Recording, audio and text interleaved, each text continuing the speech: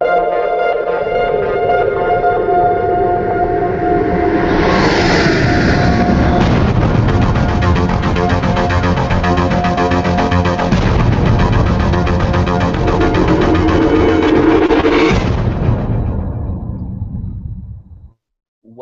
everybody, to TYT Community here on the TYT Network.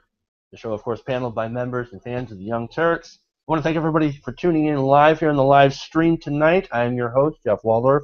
With me today is Sean Fitzgerald, Libertarian correspondent, and Dan Spearin from Truth Mashup America and Canada. Of course, he has a live show Sunday nights here on the TYT Network.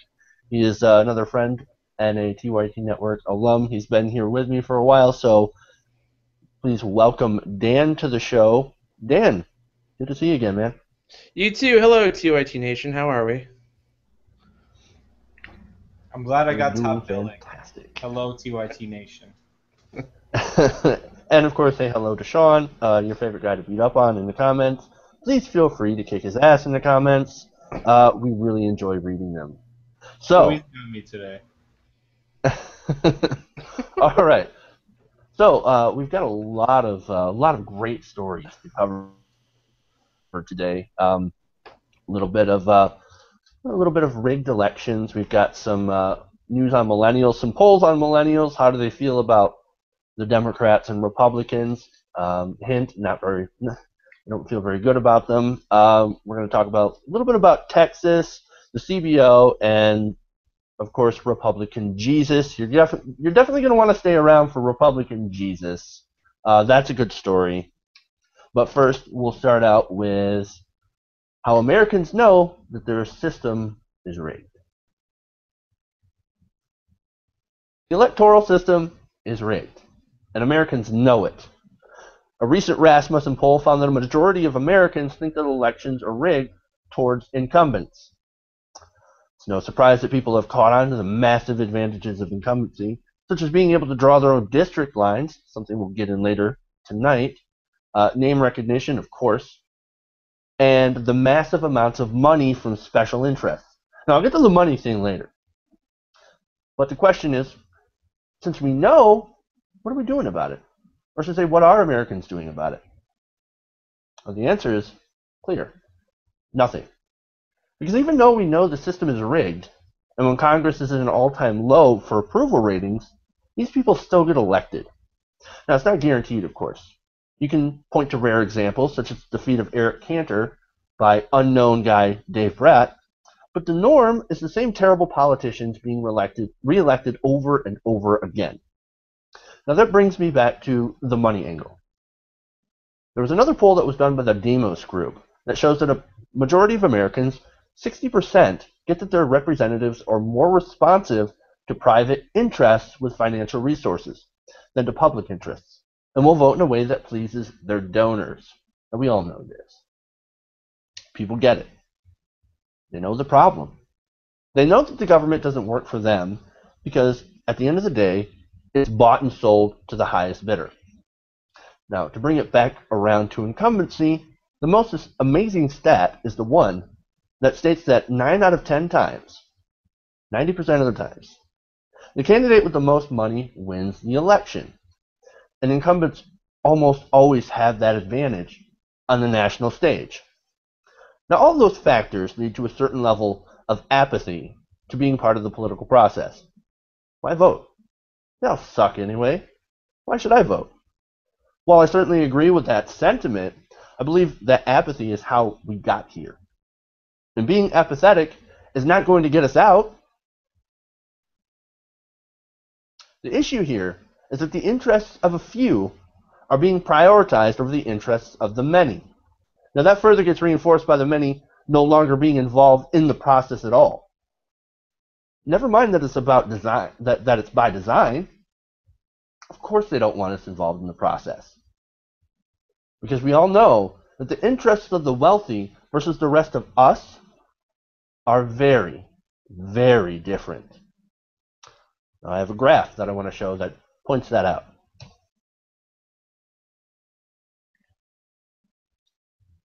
As you can see, or maybe not see,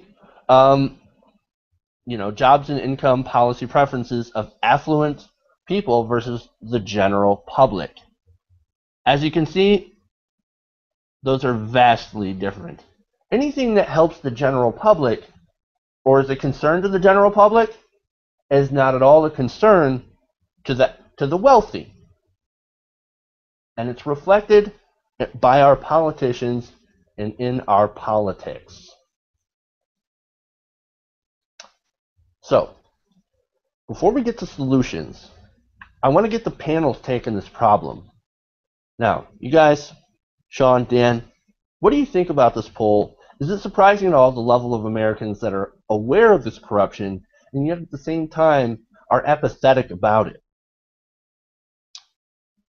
And we'll start with you, Dan. I think that this happens in all countries, and I think that the question that I keep trying to reframe it here in Canada is that they don't want you to vote. The idea that people are just specifically apathetic does put some onus on us as a society to get better. There's no doubt that there's part of that, it's on us, but I think that more and more you have to start asking yourselves, like, why don't they want you to vote? And these are the questions that I feel like the media ignores in great scope, where we never have conversations about not only just gerrymandering like we will later tonight, but also the idea of where these things being played out in the court system. There's like several branches, whether you vote or not. We took a look last week on Truth Matchup at the Roberts Court, siding like about 69% of the time with the U.S. Chamber of Commerce. So like, let's pretend you even get the right representative in government. The idea of who's working for corporations at this point goes beyond your ability to vote in or out. That being said, yeah, I mean, I think that it's nice to see people that are aware of it, but I hate the phrasing of apathy. You're not cynical to see this system and say this isn't right. You're not apathetic necessarily to think that if you go and vote it won't mean anything. There are some serious issues with the way the democratic process has been set up. So that's kind of where I'm coming at it from, is that it's not apathy. It actually is a serious layered problem, and I think that. But yeah. Dan, it's a serious layered problem, and you're absolutely correct. Right. But the issue with apathy that I guess the way that I approach it, and the reason that I say that it's apathy is because people don't want to become involved in the political process, because they look at it and they see all the problems and go, oof, I don't want to touch that. That's shit. I don't want to get near it. I don't want to do anything about it. And that's one of the major problems, is because of that mindset, nothing is going to happen to fix it. I'm not saying voting per se is the only way to fix the issue. For sure. Most likely you're going to vote in the same yahoos, or the same kind of yahoos, or the same kind of bought politician that you have before, because right. The system is inherently broken. But getting involved, and we'll touch on ways to get involved later and solutions after we throw to Sean, but there are solutions, but a lot of people don't see them, they're not aware of them, or they're apathetic to the process, which doesn't allow them to learn enough to find out what the solutions actually are. But are we just basing apathy on voter turnout, though? Is that what we're saying? Because I mean, no, just involvement in the process itself, and which is really, I understand it's really hard to quantify, because you can't just look at a chart and say, oh, these people are apathetic. No, they don't show up to vote. That's only one portion of it. But it's the fact that a lot of people don't want to actually let any sort of political discussions into their lives. They hear anything political, and it's like, nope, get it away from me. I'm not interested in hearing about it. Whatever. I'm just going to vote for whatever. I'm not going to vote. So that's really sort of the problem that I think. Like, apathy is maybe it's not the correct wording for it or the phrase for it, but I think it most accurately describes what I'm talking about. But before we get too derailed, if you want to finish your point, and then we'll throw to Sean. No, I think you're totally right that, people are apathetic. I'll go you one more, being the comedy writer on the panel. People are stupid. We do have some serious issues, and people being aware of anything going on the planet. But it is important to find out what 1990s sitcom character are you. So I mean, yeah, every time I hear people say, oh man, you know, I just don't have enough time in my life to follow politics and news, and then, you know, my Facebook feed is filled with quizzes. So I have a feeling that there's some spare time, and everybody, you know, mass downloading Netflix shows and binge watching for 2 days straight. I'm thinking a couple of those hours could be spent on your local news. But so I don't totally disagree with you. I agree that yes, we do have issues as a public as well. Right, and I think it's also the desire angle too. It's not just people don't have time, it's that people just see how dirty it is and corrupt it is and go, I just don't want any part of that. I don't care. But anyway, we've talked enough. Let's throw it over to Sean. Let's get your opinion on this. All right. So I have a few issues with a couple things that you were saying, Jeff. But first, I want to clarify Dan's point for him. What he's saying is that people aren't apathetic; they're cynical, but they have a right to be cynical because their cynicism has been tested and proven. So what he's saying is that they are basically cynically tested. Took me a while, but I got that joke out there. Secondly, voting, like not wanting to vote, like voting is what got us into this mess. Like every candidate on there was voted for. So how can that be the solution? Obviously, that by a decreasingly small amount of people. Obviously, that point is totally wrong. So voting is horrible, and you shouldn't do it. But more importantly, there's like a very like interesting study. I don't know exactly where it's from, but basically the amount of like energy that it takes to be informed about politics compared to the amount of impact that you can have as a voter, as an organizer, like it actually makes, if like you study it in the ways that like economists study things, it actually makes sense for people to be uninformed because you get actually very little gain as an individual from being informed, that like measurable gain, because you really can't have that much of an impact because money is such an influence. So like sometimes their apatheticness is actually logical, and I think that's the problem, is that you have to create a system where people who are informed do have more power, or where they can have more of an impact, and like that has to do with money issues in politics and stuff like that. But the courts, like that's a long-term solution. Like you're gonna have to get, like, I mean, basically all 9 justices vote poorly and sometimes good on a lot of issues. So on like a lot of mixtures of issues. So you're gonna have to over time try and rebuild the Supreme Court. Like that's gonna be a long-term process that could take like a generation. So like that's the biggest challenge, to like Dan's point about unelected officials, you know, ruining the country. And you know, going back to, and I'm glad you brought up the money angle. Going back to that, I really want to steer the discussion more towards solutions.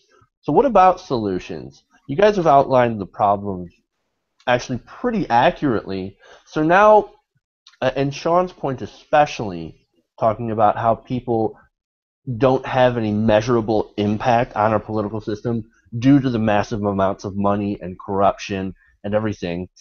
What are the solutions? And I want to ask you guys what you guys think the best solutions would be. Let's start with you, Dan.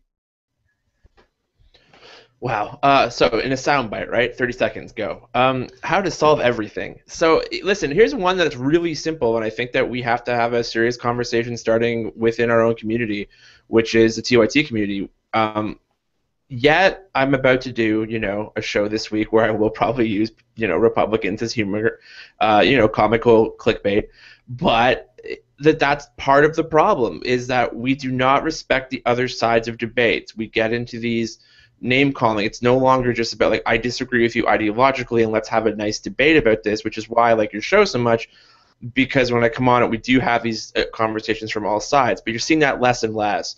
You know, you see Jon Stewart rally for sanity a few years ago. I think that was sort of the key point of that, which was no matter what side you're on, this kind of debate like is pushing people away from the political process, because it's not just about I disagree with your thoughts, let's go get a beer anymore. It's like you are inherently evil and want to like ruin the country. And that's a huge, huge problem, because not only does it dissuade people from actually entering into the system, but it also creates this environment where you see the Tea Party, if you will. When we make the public, if you will, apathetic, when we make people not want to show up to the polls, it leaves the ideological bents of both parties, the fringes, to be the ones that are super engaged. So getting money out of politics is a huge part of this solution, because when you get money out of politics, it helps. The way you fundraise is the same reason why you have clickbait being so popular on the internet. People that are rabid are more likely to donate. A situation like, do you want to read these 3-page long subtext of an issue? Oh, and please give us $20. Just doesn't exist. They're coming for your guns, or they're going to, on our side of things, the environment, or whatever it is that they like really hammer home on. That is an issue. So the two things that I would say is we really need to start to ramp down the hyperbole. You really need to get money out of politics. And the final thing for me would be, where there are ridings where you have a moderate, I really think you need to think twice before you just kill that moderate in your district. Like, it's a moderate Republican. Hey, that's the seat that Democrats should get in. And then, slowly but surely over the last 20 years, all the moderate Republicans are gone, and all the, same on both sides, whatever side you want to come at it from. And you, as we said, are left with these ideological folks who don't necessarily want to have a reasoned discussion because they just are so hell-bent on planting their heels, and that's that. So I think that that's a big part of it, is how we talk about each other. Respect needs to be sort of inserted back in the money issue. Right. All right. Final thoughts with Sean. I'm guessing you're going to hit the incumbency angle, so that's just my guess. You don't have to. Well, I wasn't going to do that, but I will after I just point out, like, Dan's point about being able to state your opponent's position clearly is important for, like, debate and discourse and all that. But, like, I don't think we should give more deference and more respect to the congressmen and senators and presidents. I'm super tired of hearing about how they're all honorable individuals when we all know that most of them aren't. Probably close to 98% of them aren't. Like, there's some people that can be swayed at the state level. You're seeing a lot of that with Wolfpack and stuff like that. But, like, we know that a lot of these people are, like, party to the money more than anything, and very few of them have principles. And even the ones that have principles, very few of them have principles, and, like, very fewer of them have principles that we would agree with on the panel. Mm-hmm. So, but Sean, there's ways to do that, right, without demonizing somebody. Like, there's ways to say, sir, I disagree with your scruples, if you will. Right. But that's I mean, like, I get your point. Like, there's no need to be, like, overly vicious, right? But I think like laughing at people in power, I think that's all like healthy behavior, and just trying to shine a light on people who like do the wrong thing in Congress. But like, I would get rid of, like, the personal, like, life attacks about, who this guy's dating, or who's sending who pictures of their Johnson or Wiener in that case. But I just want to get into the incumbency angle, because incumbents have a lot more advantages. We were talking about before the show how members of Congress are allowed to do mailers to inform their constituents about legislation and stuff like that. But since there's no real check on that, they actually mail out election stuff for free to all their constituents. So that's a huge advantage they have over their competition that doesn't even factor into their budget. Like, they'll have that advantage basically no matter what, unless you use legislation to correct it. And the other thing I want to point out is how we all, except for me, love to hate on Citizens United. But the one thing that has kind of closed the incumbency, non-incumbency gap is these out of campaign expenditures. Because when you're raising money through a campaign, like, the connections help you. If some outside group just hates that candidate, then they'll raise money against them. So that kind of helps. It's like money killing money in that situation, which is kind of awesome in that circumstance. But in that sort of way, Sean, it's sort of like, two giants fighting in a sandbox. Right. I'm just saying I'd rather see new people keep flowing in, and hopefully, like, we figure it out. You know what I mean? Than the same person. Like, we know that guy is that guy is a bad guy, and we're gonna keep, like, electing him. So I was saying that's one positive of that ruling.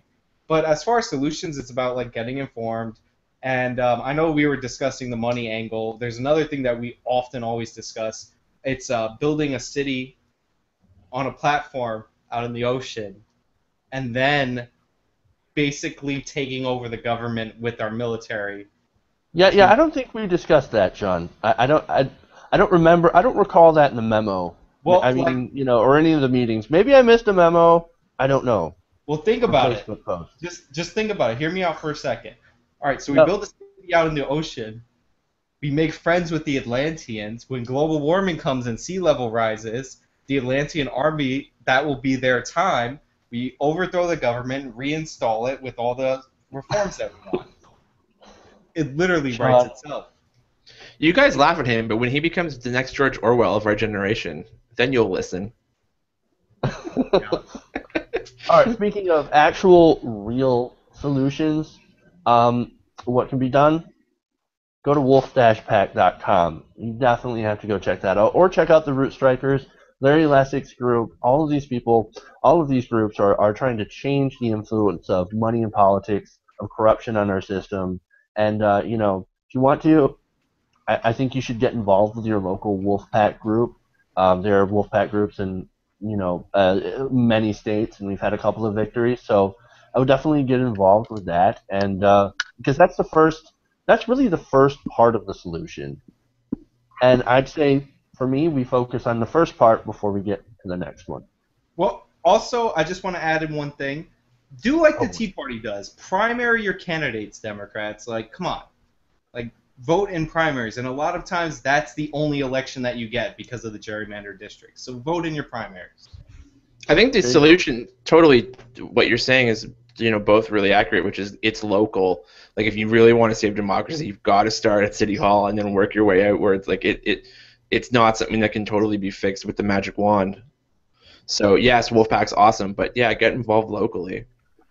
Exactly, and that's why I say people should stop being apathetic and start getting involved more on the local issue, especially because you're right, it all starts locally. But anyway, we've spent too much time on this. We're gonna go to our next story, but first I want to welcome back Jordan French, who's in his truck or something on a mobile, just here to join us on the show. Welcome, Jordan. Hey, I am broadcasting live from my Honda Ridgeline in the parking lot of the McDonald's in Central Arkansas. That is dedication, my friend. That's more product placement than we've ever had on the show. That's my 2007 Honda Ridgeline RTS. In front of McDonald's. Don't let them tell you this isn't TYT Community. That's as a community as you get. That is. All right. So, welcome back, Jordan. Like I said, man, the TYT community is dedicated. That's dedication. All right. So, with that said, we'll go on to our next story. It's about millennials. There's a recent survey. Politics is a contest between the lesser of two evils. That's essentially how millennials describe the conflict between Republicans and Democrats in a new Reason Root survey of millennial voters. Of the two evils, Democrats are considered the lesser of, but that shouldn't be much of a comfort to our elected officials. Now, some of the key findings from this survey is that millennials overwhelmingly support Democratic presidents. Now, there's no surprise there. The surprise is 34% of them identify as independents. Now, more key findings from the survey. Turns out millennials are less partisan than older people. 43% identify as Democratic or Democratic leaning, but only 22% identify as Republican. Now, part of that is because even though they distrust both parties, they think Democrats are the better option. Now, all of this, like I said, shouldn't really come to much surprise. Millennials are generally more socially liberal and fiscally responsible. This is a good idea of why they're fleeing the Republican Party. Social conservatism is completely at odds with younger people. And you for sure can't call the Republican Party fiscally responsible. We've got those unpaid wars, the tax cuts that benefit rich people that also don't get paid for, and of course the massive amounts of crony capitalism. supported by Republicans. And there are some Democrats, too, that support crony capitalism. It's not a uniquely Republican issue, so let's be fair. But overall, Democrats have done a much better job at being fiscally responsible than Republicans. Just look at Kansas as an example. Kansas, what happened in Kansas is a primer to what doesn't work. Now, there are some reasons millennials don't, there are some reasons millennials trust the Democrats a bit more than Republicans. One of those reasons would be the role of government and how they feel about it. Now, 54% of millennials favor larger government with more services. Now, the Reason survey added in this little caveat, but it will raise your taxes. Now, when they added that little part in, it flipped the results from a majority of 57% wanting less government services with lower taxes on themselves. Now, that's really important. It says, do you want a government with more services if it raises your taxes? So that's very, very important to point out. Still, millennials also favor an active government.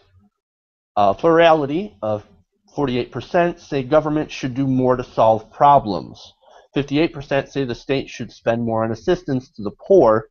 7 in 10 support public guarantees for housing, health insurance, and income. So, with all of that, where does the distrust of both parties come into play? Well, I have a graph, and hopefully you can see this one. Hold. As you can see, on a lot of these issues, there's a huge gray area where a lot of millennials do not trust the federal government to do a lot of these things. There's budget deficits, education. I'm not sure if you guys can see that, so I may have to adjust that for the clips. But as you can see, there are a lot of policies where millennials don't trust either party to get it right.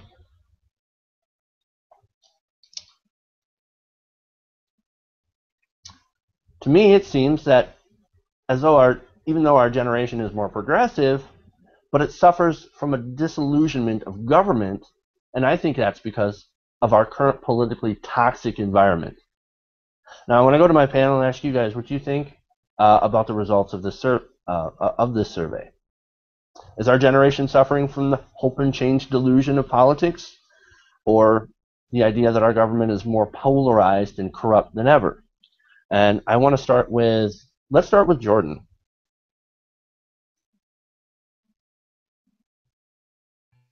Yeah, I don't think we're suffering from a delusion with politics. We're suffering from a delusional government that's useless and doesn't do anything right, regardless of which party it's with. Like, we're not just kind of worn out, or it's not that we don't see government as a potential change or force for good. It's that the government we have right now is not a force for good in any way. And what was the issue? There was one or two that Republicans were ranked above Democrats. I'll have to bring up the graph again. Hold on. The graph is really hard for me to see as well, so I think I need to. I wish I had a printout of it or something, but let me look at that. It was promoting. It was promoting entrepreneurship. So the Republican Party brands itself on being the party of entrepreneurs. Like, yeah, if you just work hard enough, you can make it. You know what I mean? And so they score, and understandably, with millennials, they score a little bit higher because of their rhetoric. Yes, that goes to show, like, I guess, both how strong branding and stereotypes in government are, while at the same time how they're breaking down. So there is such disillusionment with both parties, and so the Democrats slightly went out a little bit, but they still slightly win or slightly lose, even though they have abysmal numbers and it's all pluralities and there's no majority on any of these. The pluralities still fall across those traditional lines. So even though that idea that the Republicans are the party, of business or whatnot, or really seek to drive the economy, and that Democrats are the party of social welfare and really want to help out the underdog, like those are the old kind of divides about two different ways. Do you build from the bottom up or from the top down? But the fact of the matter is now neither party is interested in building anywhere. They're interested in taking care of their donors and taking care of themselves. And so even though the pluralities still mirror the vestiges of 30 or 40 years ago, it's that whole narrative is really breaking down. All right, Sean. Okay, so there's actually some like great things in this poll, and some like obvious like kids don't know anything things in this poll. Like one of my favorite things to point out is the people who, if you ask people if they favor more government services or less, they'll say that they favor a larger government or more services. If you mention taxes, it's like 54 to 43. If you mention that their taxes go up, it's 57-41 again. So that completely flips. It's hilarious because people want stuff, but they don't want to pay for it. Millennials are more skeptical of government power than only any other than almost or than a lot of other demographics.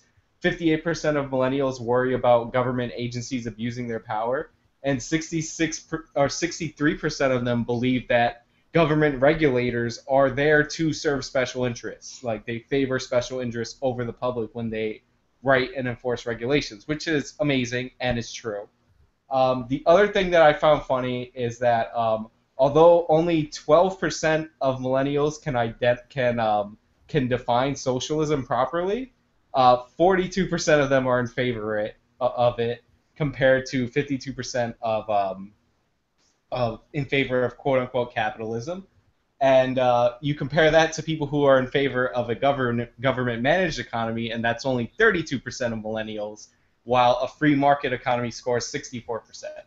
So, like, the things that we learn about millennials is that they don't know what words mean, which I find interesting. They don't want to pay for things. And the overall breakdown of this poll is that millennials in general are more socially liberal and they're fiscally quote-unquote moderate, which means that they're not crazy spenders, but they're not like crazy cutters either. So it's an interesting like poll because every news agency is aping it for their own benefit, but it tells us that millennials are very similar to us, except they're kind of more entrepreneurial and more socially liberal than any other group. So there's no other than that, like there's nothing spectacular about this poll. All right, Dan. Well, since there's nothing spectacular about it, next topic. Okay. After I declare it not spectacular, you guys talk. First, also, Sean, you are a millennial, though you speak like you're outsider, but you are in that group, my friend. Yeah, I don't accept the label known as millennial because we're for a generation. Sean doesn't view himself as a millennial because his political views are from the 1700s. So he has a hard time. Actually, I don't view myself as a millennial because I'm over 10,000 years old and I'm an immortal. But whatever. Okay, if Jordan can do it from the parking lot, we demand you do your next little spiel from that city in Atlantis that you've built in the ocean, all right? Okay, so getting back to this actual poll. So up here in Canada, we started a show about 5 years ago. I'm like old man Dan, so I'm 31, so I'm like basically like the first year around there of the millennial generation, and we decided to do a talk show here in Canada on the old baby boomer television the moving magical picture box, as the old folks call it. And we took on a lot of these stereotypes from the 2006, 2007 era, moving on through when we aired the show like 2008. All of these books, there's cottage industries on how stupid we were. And my main point was we are equally as stupid as any other demographic. And community thinking, yes, this poll proves that. There is no difference between any part of the population in terms of socialism. For example, not knowing that definition. Nobody knows the definition. We can prove it time and time again in hilarious news stories about Obama being a socialist. So it's what's actually scary about this, if you're a progressive, is that like you used to have a situation where you would be like, young people vote liberal, film at 11, and despite the fact you actually look at that, when you brought that up, a lot of key issues that would be progressive are not as favorable in the Democratic column as you would like to see them if you're a progressive person, because as it tends to go throughout demographic history, once you age and accumulate more things, you start to become a bit more conservative. It doesn't always hold true, but a lot of the times it does. So the fact that, yes, the Democrats are winning in a ton of those columns that you see, and they're very good on things like gay marriage and social issues such as, religion. We're disputing that more than any other group. But I think there's a lot of problems with taking a victory lap on this, because it's not as strong as it should be, and I think the left has a long way to go in making up narratives such as unions are like a good thing. That's how we've had middle class prosperity. The government isn't inherently evil. Yeah, you hear a lot about it because we have a bigger media than we've ever had before. But the government, there's a reason why you can drive on the road without chaos. There's a reason why you get the mail. There's a reason why, et cetera, start down the line. Like, we can yell at government in these big failures, but they're doing a lot of things right. And the narrative of the government sucks is a giant campaign. It's been working for the last 50 years from business, obviously, because if we can get rid of these, little checks and balances on corporate America, boy, howdy, we have a good time of it. And that's what's happening. And to bring it back around to how you started this whole topic, we took on that Kansas situation on Truth Mashup last Sunday. And what's more angering than the fact that somebody thought they could run a state with their taxes is that the Democratic nominee running against said person is actually running on, hey, what if we just keep the tax rate at your proposed 2015 level? So going back to all of this, that's why millennials are probably don't care either way, but that's also why millennials aren't willing to jump in a larger sense to Democrats, because there's nobody in the Democratic Party, it seems, besides maybe Elizabeth Warren, that's willing to actually sound like a Democrat. Like, taxes, what we founded sort of society on, the idea of these things, the libertarian views that are getting trumpeted, the idea that you can have more things for less, the idea what Sean brought up, the idea if you take a look at that, flipping over that stat, which is if you ask people, do you want to pay for it? Oh yeah, well, taxes are bad, so I don't want more government. That needs to be addressed by the left, and it can't be done just elections. It has to be. It really does have to be a lot more of a campaign from unions right on through to explain to people. Because if you look at graphs, middle class wealth is tied to, and society thriving is tied to taxes. And we love the 1950s and the Tea Party, except we hate everything that made them the 1950s. Taxes are higher, the unions are booming, et cetera, et cetera, et cetera. So this, in my opinion, is kind of a scary graph and a scary study in general. But one thing, you said that the libertarian view is that you get more services for less money. No, it's less and less. The current view is that politicians can promise everything and not pay for it.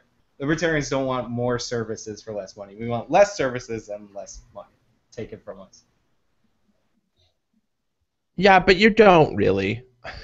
Because listen, I get what you're saying from a philosophical standpoint, but it has not been put into practice by an actual politician who labels themselves a libertarian. So if we want to have the discussion that they're not true libertarians, that's fine. But the people on the ballots right now who are libertarians, they want that federal. How Brownback and that kind of Ayn Randian insanity happened is because a lot of those things, for example, Brownback in Kansas is like, I don't really love, as a Republican who believes in this more hardcore right-wing libertarian ideology, I don't believe in things like, the tax exemption for charities. When asked why, he says, well, people will have more money if they don't pay taxes to give to charities.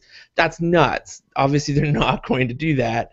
And the reason why is he can do that when he got pushed about, aren't you going to bankrupt charities? Well, the federal government still has a tax exemption. So a lot of these guys only do things because the government above them, that's okay when it's big government. And of course, we can go down the military side of that too. When we choose what big government is, we seem to be very selective in our choices. Healthcare, bad. Two wars overseas, good. That's Republican, obviously. I know libertarians don't want that either. But, I mean, this is where the left's losing. All right, Jordan, do you want to take it home? Yeah, just to echo a lot of what Dan said, but I want to say to maybe and not to be that guy that's always got to complain and doesn't think human beings are going to be human beings, but it's got to be said that millennials aren't just disenfranchised with the official left because it doesn't talk a good enough game. It doesn't. Don't get me wrong. Elizabeth Warren does, and there's not a lot of people that do. But part of what makes us millennials is that things like labels and buzzwords and cliches, we don't get behind those nearly as much as older generations do. I've had to study a lot of this stuff just in how it relates to the church and the way the things that appeal to church about older generations versus what millennials like, and it's completely different. And the same is true in politics. So as much as we want somebody to get up there and lead the charge, because leadership does start with rhetoric, whenever the biggest proponents of the estate tax, i.e. the Clintons, don't pay an estate tax or set up their money to where they don't have to pay the estate tax and use all the loopholes that they're coming after, that really, really leads to disenchanted millennials. And so, yeah, we need somebody who talks a strong progressive game, but we also need people who actually live it and lead it. And again, I think maybe Elizabeth Warren does. But the real reason that we're, fleeing the Democratic Party a little bit is not because there's not enough liberal talking points out there. It's that there's not enough people living by liberal ideals. And we see through that crap, I think, better than older generations have. Well, sorry, go ahead, Sean. I just want to add that the main thing that this poll shows is that millennials they're not right for the taking by anybody who wants them. You are gonna have to go to them. You are going to have to appeal to their issues. The no labels thing is probably one of the most defining things. Is you are gonna have to come towards their positions, and for most Republican candidates, it doesn't look like that's gonna happen, because you're going to have to come so far off the social conservative bandwagon to get millennial votes. It's amazing. I don't see how any social conservative Republican is going to win. This group, I don't see how any social conservative Republican is going to win more than 15% or 20% of this vote going forward. But historically, they never cared to do it anyway. So that's where I'm kind of going back to. This is a Democratic issue, because the Republicans have always been kind of youth, shrug, and we take the old people, you take the young, and then the rest of us carve up different sects of society. But that's sort of how it's gone. Obviously, we're being I'm sweeping generalizations here in the guise of trying to get this subject under 20 minutes for you. But listen, the thing that I totally agree with what Jordan was saying, which is, yeah, you need, and I was trying to say that too, is that you do need someone to walk the walk and talk the talk. The prime example of this is student loans, which is what we were trying to do a show here in Canada about in 2008, being guys, this is a huge canary in the coal mine. Where is anybody on this issue? This is going to stall society. Massive student debt is a problem. No leadership, nobody. You can have an app and you have an amazing social media team, all you like, and that's supposed to be enough to to get millennials on board. And that's what's really been insulting, I think, in the last few years. If you look down some serious, important issues for young people, they're completely neglected. And when you look even at Obamacare was run on, the Affordable Care Act was kind of a big call out to young people to be like, hey, back us up on this.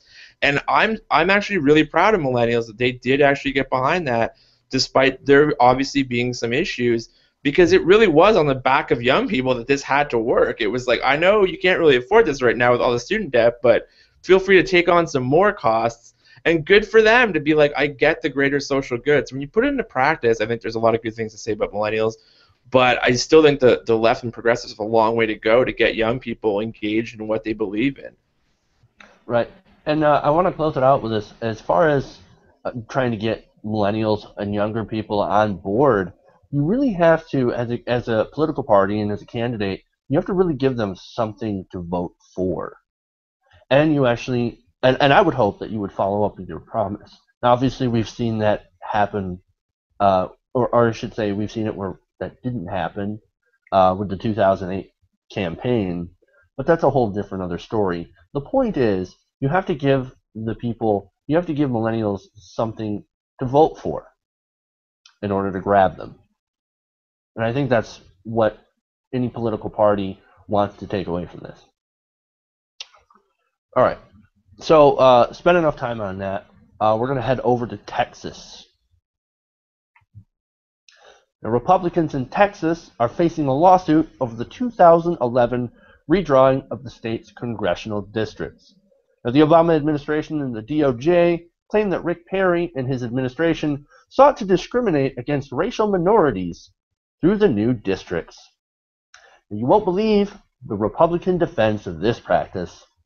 Texas Special Litigation Chief Patrick Sweeten argues that the redistricting plan was to, quote, reflect political goals, partisan goals, and sometimes unclear guidance in the law, and not racial animus. So wait.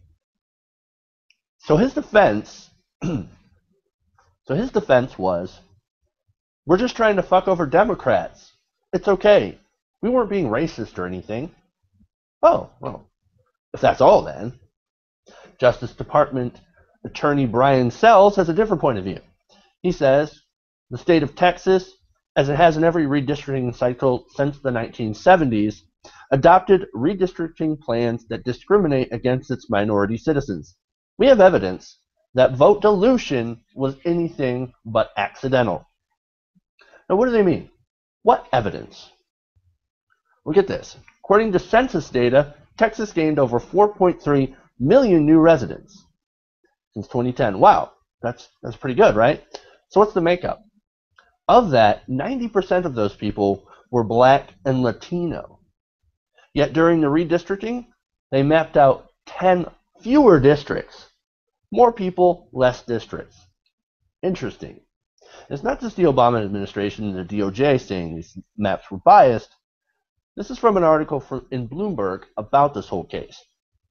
Quote, the special voting rights panel of 3 federal judges in San Antonio found the maps biased in a preliminary ruling and blocked the state from using them while the case was pending. Odds are that these maps would have been stopped by the Voting Rights Act. But if you can remember, the SCOTUS gutted that ruling in another 5-4 decision in Shelby versus Alabama. So now the DOJ has to sue when it feels that there is discrimination after the fact. So there you have it. It's not all surprising to me that Texas, of all places, is accused of discrimination against minorities when it comes to redistricting. And here's the most messed up part of the story that I found messed up, is that their defense is that redrawing for the purposes to benefit a political candidate is allowed under the election laws. Now, putting that aside, this is actually a good reminder of why I think we still need Section 4 of the Voting Rights Act.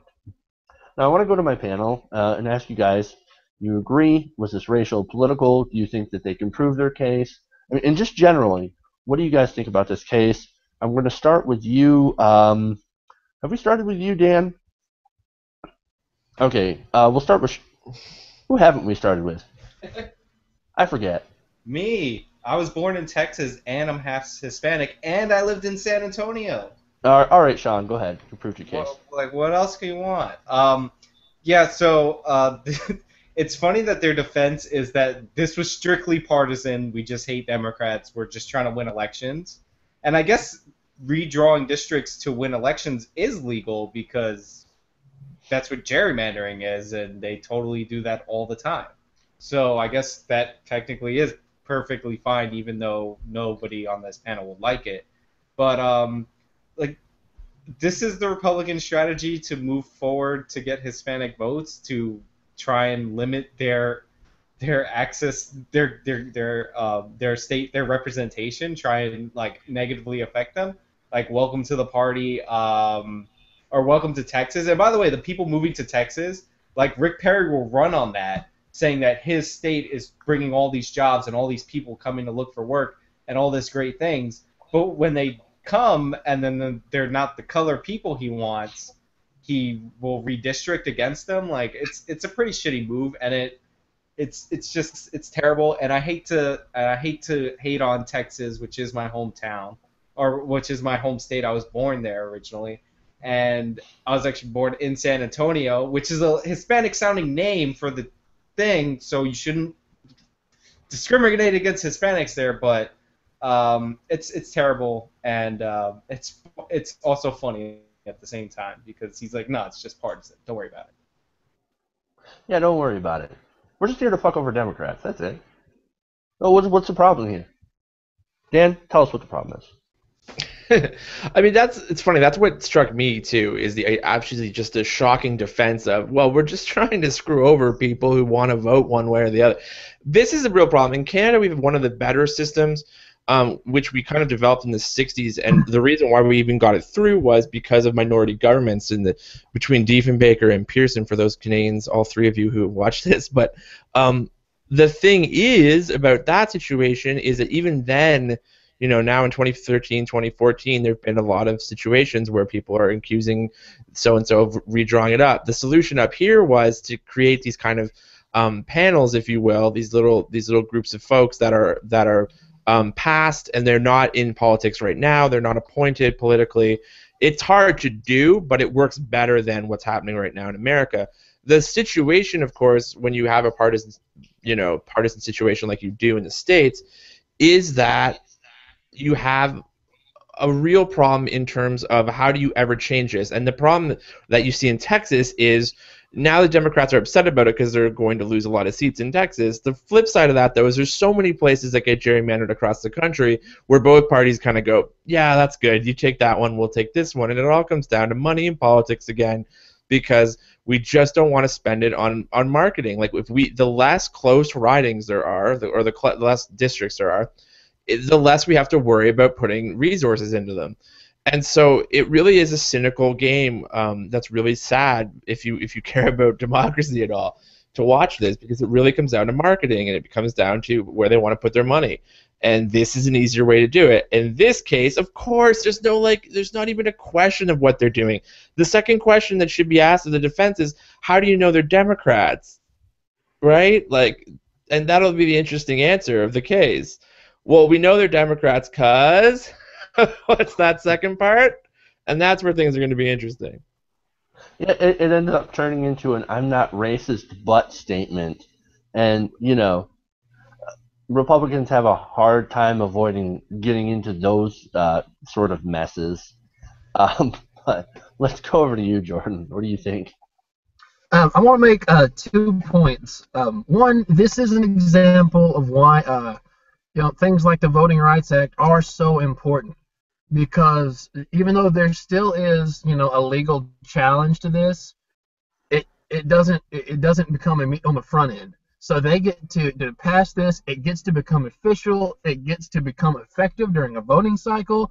And while that's going on and that train's already moving, then you can challenge it in the court after the fact, rather than them having to get approval beforehand. And this would never have passed, without that being gutted. And so then what happens? Well, thank God we do have terms and we do redraw these districts again, but until that happens, we're stuck with it. or at least until it gets overturned in court. But even then, the effects are already there. You know, it's too late to go back and change it sometimes, or at least undo all the damage. And then the second thing is a kind of a recurring theme of mine on the show. I've got to come back to. Listen, say what you want about Republicans, but man, when it comes to keeping themselves in power by means of other than offering good solutions that would make people want to vote for them, they are geniuses. You remember a few episodes, several weeks back, I kind of clashed with you guys on some I forget exactly what. Oh, it was, was the Republican Party, was this the demise of the Republican Party because they were losing on all these social issues? And I said no, because they'll make up new ones, because they're evil geniuses. They are brilliant political tacticians. And so they're taking a similar approach here. They had two options. They're losing minorities, but minorities are quickly becoming not so minority. And so they've got two routes. One, they can look at the needs of minorities and how to address them and change their platform. Or two, they can decide how strong of a vote or how strong of a voice, how powerful the minority vote is. And they go that one, because that one they can change immediately. They don't have to change their platform. And it works for years and years and years. Now, eventually, it's going to be really hard to draw up these districts and have this, to keep this strategy effective. But they don't care, because the Republican Party is the party of right now. You see it with climate change. You see it with tax cuts. You see it with whatever it is. What they care about is getting what they want right now. And what happens in the future, they'll deal with in the future. And this is just another example of all those things. That's sort of human nature when you look at it. I mean, people aren't really good in general at looking towards the future when it comes to, especially like things like climate change and even economic stuff related to economics. So people.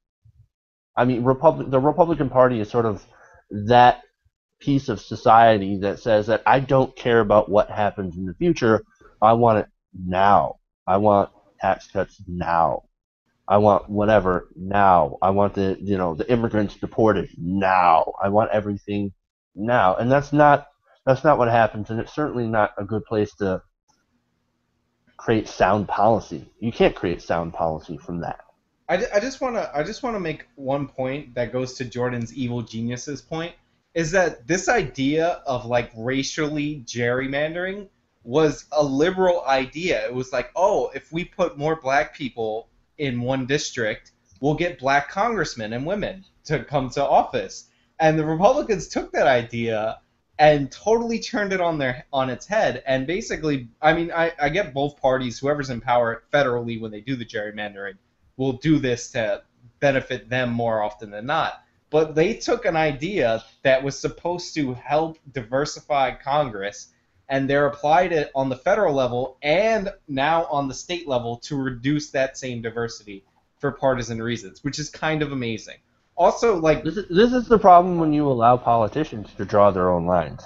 But also, like, what they did might have been perfectly fine if they didn't try and box these people in and at the same time reduce the number of representatives for a growing population. Like, if they would have spread them out, so like you put like every district to somehow have 10% Latinos with like ultra conservatives or whatever, like if they were to do something kooky like that for most of their districts, that would be perfectly fine. But they try to like consolidate them and shrink the number of actual representatives as compared to the population, which is insane, and it's like contrary to how our representative government works. So all right, evil, Dan, then Jordan. too evil. Sure, I just wanted to listen, like we always do here. I just want to touch on Sean's point for a second. The liberals didn't do that. Like, that was a really huge distortion that we should have all yelled, "What, huh?"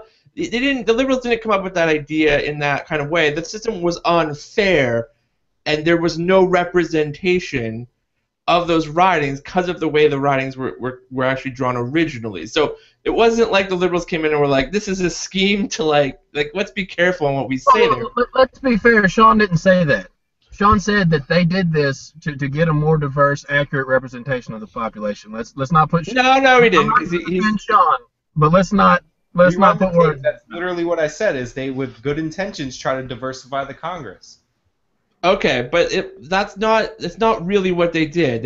Okay, we'll get into that another day, I guess. That's another long conversation. But my point is that they're trying to undo what the Democrats did, and that's why there is a good guy and a bad guy in this situation. This isn't liberal versus conservative. The idea to have more representation of women as well as minorities and actually make it a fair representation of what the country's makeup actually is a good thing. To stop that is a bad thing. It's not evil genius. It's not something we should say awesome to or whatever. That's really a sad statement for me. So that was the only reason why I jumped down on that, is that I don't think it's awesome or whatever Sean's first remark was.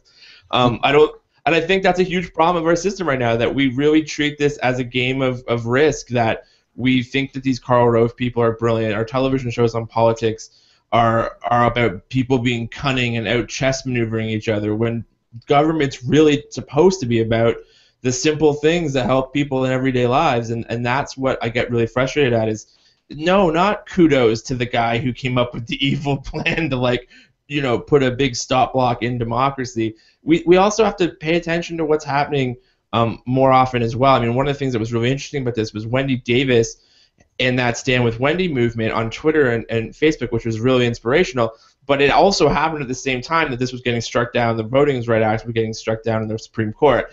So it's kind of, in an ironic way, what brought Wendy Davis to power and may see somebody like her in her seat not actually win is what kind of drowned out that issue. We saw it last week 2 weeks ago with the Harris v. Quinn, which is basically a middle class assassination in front of our very eyes. But the conversation about religious people getting the corporations becoming born again Christians was also extremely sensational and was able to suck up the air on all of that too. So it comes down to people, once you said, like in previous segments, really getting involved on their local level and figuring out what's happening in their own riding and in their own district, I should say. And it all comes down to you got to get politicians out of that districting and out of gerrymandering in general, and that's going to be the huge hill to climb. But you can't have the political parties having such a huge hand in deciding on who gets what district, who gets what riding, et cetera, et cetera. Yeah, I don't think that anybody can disagree with that. For the record, I was just saying that they saw something that was well-intentioned and realized that they could use that process to benefit them, which is smart. I didn't say it was good or congratulations, but it is smart. Like, you turn something good on its head to benefit you, and that's what they did. I wasn't saying that's horrible, but that's horrible. All right, Jordan, last comment, and then we gotta move on. All right, so just two more things, and I hate to be the guy that doesn't, bring up a new thought, but I guess I've kind of taken on the role of pointing out the recurring motifs in this narrative here. And this one of them that we've got going on is there's another, false equivalency that gets thrown around by the media. It's expected, like, oh, when Democrats are in power, they're going to try to gerrymander for their votes, and Republicans do it, and everybody does it. And that's what caused the confusion in Sean's statement. Whenever it's a false equivalency to say that, like, this idea that was created to encourage a more accurate representation based on demographics between constituents and representatives is somehow the same as, redrawing the lines to stop that. It's the exact opposite. It's not an equivalency, but that's how the media is going to play it. And then the final one is, again, to something Sean brought up. So not only are they redrawing these lines, but they're creating fewer districts. So the party that's supposedly of small government and empowering people is trying to give the government representatives more voice, more power, per person in their constituency. To have more people represented by fewer men or women. Let's, if you want to try to give them credit, but let's keep it real. They probably have men in mind. And I don't know if it's irony at this point or if it's just the complete not giving a damn attitude of the Republican Party that they don't even have to try to hide the fact that they're not small government anymore. Yeah, can we kind of bring up the phrase that I like to kind of throw around and call it legislative fuckery? That's a good one. And I think that seems accurate. I just want to make my usual irrelevant point of every But segment. at the very end, come on, Yeah. Sean, we got to move on. I know. But I don't know how you draw a district to get female representation unless it's like the lesbian district. That's all I got. Like women are part of the general population. There's no, like, they're mixed in with all us men folk, so it's pretty hard to draw a district to get a female representative. Just saying. No, it's not, because No, it's not, because there's more Democrats running that are women, therefore it's the same idea. That's what the point behind that was. What I was saying with Wendy Davis is that when Democrats are going to obviously lose under this idea, and they're putting forward more women, and Wendy Davis, obviously being a woman in that state, is somebody who would be up for grabs. But to be fair, she is running in the lesbian district. Oh, doubtful. I'm not saying she's a lesbian. I'm What? just saying that's the largest lesbian population, just happens to be in her district. I'm not sure where you're going with that, so I let's totally move. made that up, but I know Justin can edit this out. Let's later. move to the next topic. Let's just go on. Let's move on. All right. Man, you guys. The CBO recently lowered its estimate on federal healthcare spending. It projects that over the next 25 years, spending on major healthcare programs would amount to about 8% of GDP by 2039. Now that's 1/10% lower than the previous projections. So, okay, simply put, we're spending less on healthcare. Less than we are. Now, how much less? Now, 1/10% doesn't really sound like much, because we spend a whole lot of money already on healthcare programs such as Medicare, Medicaid, and there are other smaller programs. But these savings are projected to be about $250 billion a year by the year 2039, and that's if we were to take 2014 money in 2039. It's a little confusing. So why? Why are we spending less? Or why are we projected to spend less? Well, the CBO points to several different factors. One of them, not so good, is the lower anticipated level of economic growth. Not growing as fast as they thought we would. Now there's another factor, a little bit more positive, and it has to do with the Affordable Care Act. Because of certain requirements, the government can sustain a lower growth rate of payments to providers. Well, that's good. Now, it's not all good news. Like I said, healthcare spending will continue to grow faster than anything else, especially once the boomers start to retire and start getting Medicare. So overall, it's really a mixed bag of news. The ACA is getting a lot of credit for slowing down healthcare spending, which is fantastic, but I'm wondering what would be the policy prescription to lowering the cost while giving everyone else access to care. Because America still spends more on healthcare than any developed country in the world. So while this is an improvement, our healthcare system, we got to turn to other ideas, and we got to ask, what other ideas can we use to meet those two goals? And let's start with the only one in this room that actually has socialized healthcare, Dan. I'm not sure if you should come to me, because on that list that came out a while ago about efficiency on healthcare, Canada was right below you, like right in front of you guys. So we've taken a hacksaw to our public system in the last few years. So this is a real problem. But yes, universal healthcare is a great idea. Now, it's got to be implemented differently in America, because Canada has 30 million people, give or take 35, and you guys, obviously that's like California. So I mean, there are some issues with that. But yeah, it works a lot better. I think that the other problem with this is, let's not play into that right-wing game again, which is, let's name the magical price that we're not allowed to have spent on healthcare, where all these other different reasons, like we talked about war, of course, is the most obvious liberal talking point, but it's the truth, which is when you have billions of that and trillions of dollars for that, it seems odd that you wouldn't be able to provide that for people, and it's odd that that's always the first question. I do agree with you that there needs to be different ways in making this work for a less amount of money, but you just implemented the Affordable Health Care Act. I think it needs a couple of years, in your system to figure out, is that balancing itself out, what's happening, and then to start working accordingly. Of course, during those couple of years, you better believe that the right will spend all of that time trying to figure out how to point out its inefficiencies and how we should go back to more private insurance systems. And that's, I think, the scary thing about the situation is even just the framing of these questions you're going to see it more and more in the media with, oh, the stats came out and hey, the liberals are going to come out with, we're going to, come under budget. But wait a minute, if we were playing like a video game like America governing, if you had at your list taking care of your people is your number one cost, which by the way, I think this says, you have to check my information, but this says eventually that becomes in 2050 or something, it becomes 2030. 2030 it becomes more the largest expenditure in the federal budget. It'd be great to see a liberal go. That's amazing. Wouldn't it be great if a liberal though was like, so what? Number one on the list of expenditure is keeping the nation healthy and safe. That's such a horrible thing, and I think that's kind of where I'm afraid this is going to go into when it leaves our roundtable and goes to the Fox Newses and the corporate news of the world. It's going to be like, look how much healthcare is costing.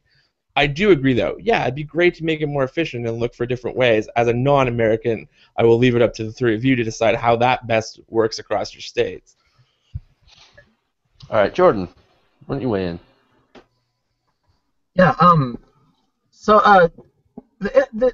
It's not quite as simple as Dan makes it out to be. I agree with Dan in principle. I've actually used that in an argument before, whenever the ACA first outlawed, at least in theory, people being declined health coverage for preconditions or whatever.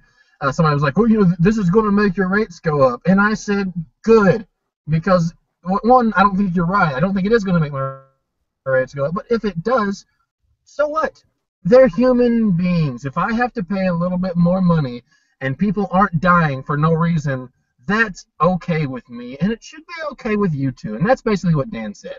But what I do want to point out, though, is the problem then is not, the fact, in a vacuum that we're spending tons of money on healthcare. It's that we're also getting a really, really poor return on our investment, at least within the context of developed nations. Now, obviously, in America, we have better healthcare than a lot of places in the world, but we don't have better healthcare than a lot of other places that you would consider our peers in the world, socioeconomically or whatever phrase you want to use.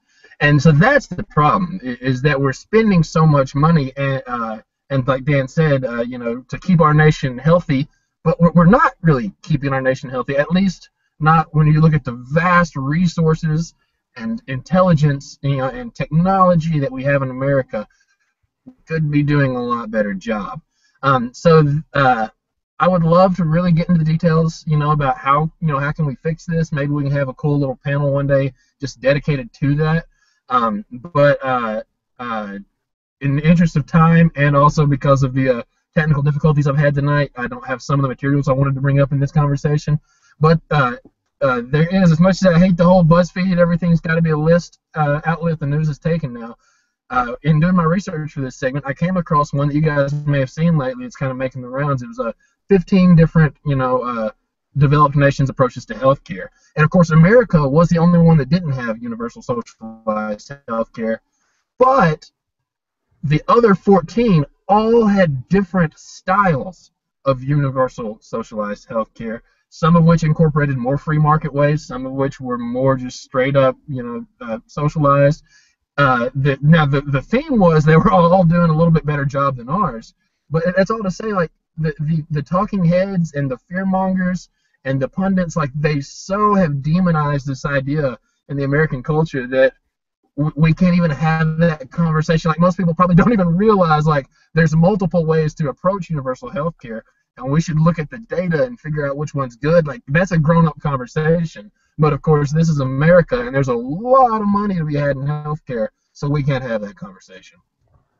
Yeah, and that's the thing I always like to throw out there, is that here in America, we're in this special position mainly because we can be in that position of looking at everyone else who has done the same thing, who has done healthcare, and we can look at that and say, okay, let's do what America does and choose the best different things from everywhere and incorporate it into our own system. That's what Americans do best. We take stuff from other places or ideas, and we say we can make that better, and we can come up with a better function. We can come up with better, things based on what you made. Oh, you made you came out with whatever, like a pizza or something, and we can make it better. Amen. Tacos, we can make a taco better than you. So that's one of the strengths of America, and we could do that on healthcare.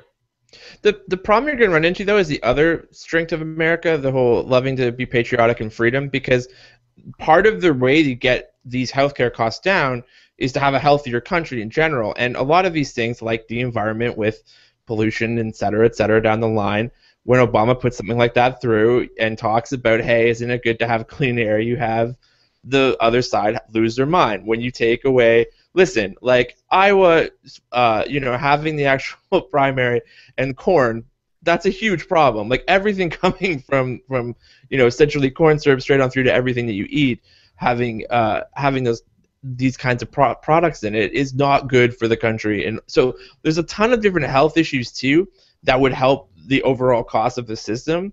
But it always gets drawn down to in sort of this, like, I want to be able to drink a big gulp the size of my head. Well, that's bad.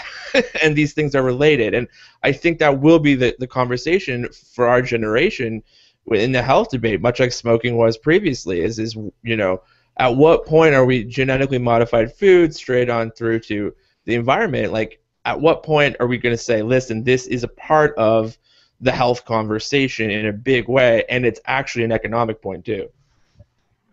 Dan, big gulps equal freedom. And speaking of freedom, let's go over to Sean. They do equal freedom, and I don't remember in Lyndon Johnson's proposal of Medicare. I mean, maybe I should go back and review the tapes where he said, yeah, eventually, because costs are going to explode, we're going to start controlling what you eat and policing your day-to-day lives. So I don't think that was part of the deal. So anybody who wants to do that can suck it. But yeah. So like we're all like rosy and super happy about how if it becomes the largest part of the budget, that's totally cool. Except for the fact that the CBO projects Medicare like exploding and becoming a massive part of the budget. Like the unfunded liability gap over time is in like the tens, if not close to $100 trillion. So like the gap is it's so big that I don't even believe it. Like I think eventually something is going to happen to not spend that much money because that much money doesn't exist. But it's not like we're going to cut the military and put more money into healthcare. It's that healthcare costs are exploding. We could. It comes down. The conversation comes down to priorities. What priorities do we have? Are our priorities bombing people on the other side of the planet, or taking care of the people that we have here? No, Sean, I'm gonna interrupt right now and cut you off because I interrupted Dan earlier to defend you, and I feel dirty for it. So I'm gonna do the same thing here. No one is saying, yay, we're spending all sorts of money on healthcare. What we said was, if we have to spend money, we would rather it be on healthcare than on a lot of the stuff that we're spending it now. Obviously, you always look for savings. You always look for the most efficient system. I think Dan explicitly said that. If he didn't, I want to say it here, and I think he'll agree with me. You try to make the best system that does the most with the money. That we're not saying don't do that. What we are saying, though, is if we get to a point where healthcare is our biggest expenditure, and we're doing that, and it's our we're getting a good payoff, and it's our biggest expenditure responsibly, then awesome. That's a great priority to have as a country. That's what we were saying. So don't quote us out of context. All right, so thank you for that, but that doesn't defer any of my points.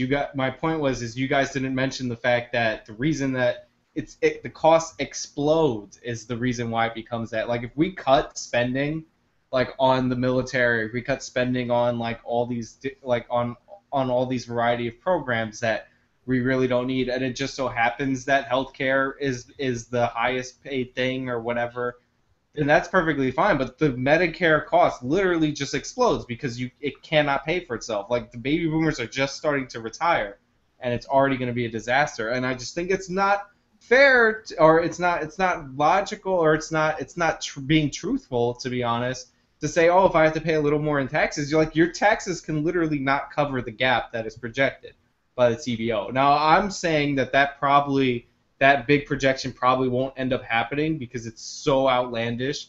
You figure eventually somebody will have to look at that and be like, yeah, this isn't going to work.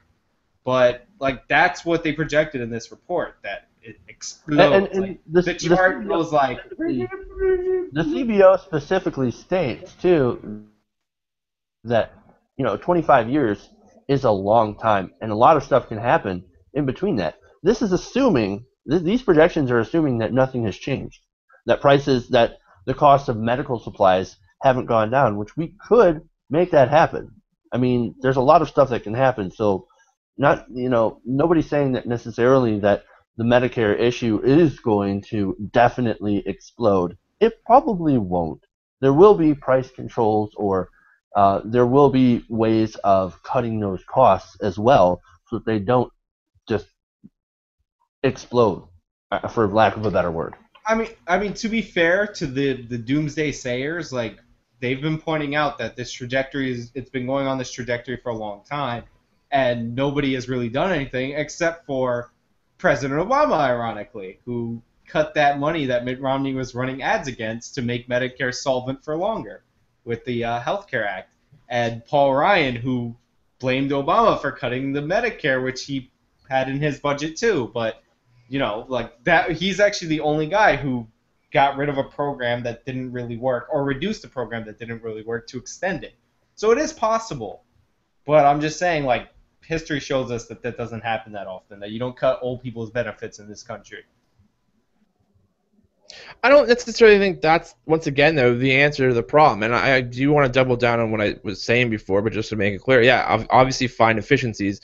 Why I threw to your panel is because you probably a better handle on what those efficiencies within your individual states are than I would up here in Canada. But that being said, like, from an outsider's perspective, one of the two craziest things that the rest of the world kind of shrugs, and when it comes down to America, is your debates on healthcare, which aren't what Jordan was prescribing, and were more about finances. The idea of, like, well, it's just not affordable, and the rest of the world really scratches our heads when we see the trillions of dollars spent without any concern about going to different wars around the world as a patriotic tour. So I mean, that's the conversation that I think that has to be had in our generation, in your country, which is, let's prioritize some things here. As the baby boomers are going to need more health care because they're the largest generation ever, you're going to have the second largest generation, the millennials, behind them. So to be fair, there is a balance that can take a little bit of that. It can't take the whole thing. And once again, going back to student debt and all these problems,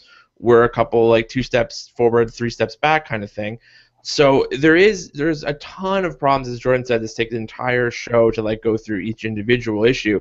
But prioritizing where money should go is definitely a situation in America. And the idea that I think that liberals or progressives, or at least I find troubling, is the automatic monetary conversation that starts the healthcare conversation, whether it was trying to get the aid. Like, it's so funny now, people barely talk about how much of a fight Obamacare was to get through, and now we're just on to the next fights of, like, Boehner suing and all these different things. But they actually got it through, which seemed like a miracle almost. And now that they've got it through, it's like, well, why aren't they bringing the healthcare costs down enough? Well, okay, we just spent 2 years in your country. You just spent 2 years debating whether you should take care of your citizens, essentially. So I mean, that's the frustration, I think, from outside of the world looking in, going, why is this such a conversation? People need healthcare. You should not go bankrupt to actually be able to. The conversation is never had in Canada or in the UK where we go, man, I'm not feeling well, but I can't afford to go to the doctor. We have some problems with drugs and everything like that, but we don't worry about losing the house if we get cancer. You've seen that meme from Breaking Bad. Breaking Bad Canada, you have cancer. End of show. Like, that's the issue. Well, that's why our team is better. Jordan I do have and Sean, one both more real point. quick. I just have one more quick point. George Herbert Walker Bush was wrong when he said, if you like socialized healthcare, ask a Canadian if it's a good idea. Because we did, and he loves it. All right, Jordan, last comment, and then we'll move on. People are more important than money, but that doesn't mean you have to spend money stupidly. I get Dan's point. Like, it is kind of weird that when we talk about human life, the first thing we ask is how much it's going to cost. But at the same time, that doesn't mean that cost shouldn't be part of that conversation. Just because government has to have a budget, you have to pay for all these other services that aren't health related, and so I get that. But yeah, I mean, I'm glad that Dan's there to give us that perspective and to remind us that like there are things that are more important than the bottom line. And I'm glad Sean's here to remind us that even though that may be true, the bottom line is still a factor that's very important. But if we don't sit down and have the conversation and honestly look at alternatives and what's worked, and Dan brought up it was really an excellent, like, I feel like coming from a place of honesty. Dan pointed out the population disparity and stuff like that. Like, America's also the biggest country by far of all these nations that we compare it to. Now, that doesn't mean it can't be done. It just means that the way it worked for everybody else isn't necessarily the way that it works for us. But the fact that we don't know what the exact way that it worked for us is, or that we don't know what that is, that's not an excuse to stick with the one that's definitely not broken. We may not know what works, but we know what isn't working. And so let's go out and try to fix it instead of making this an us versus them, our tribe versus their tribe kind of debate while people die for no reason in the wealthiest country to ever exist on the planet Earth. I think we can leave it at that. All right, so before I go on to the next story, just to let you guys know, and I should have let you guys know at the beginning of the show, but we're planning on doing a little bit of a Q&A, so if you guys have any questions, of course, you can throw them in the chat. I'll try to get them ahead of time, but at the end of the show, we'll do a little Q&A if you guys just want to ask some questions and stuff. Make the show a little bit more interactive, because that's really kind of the beauty of doing a live show.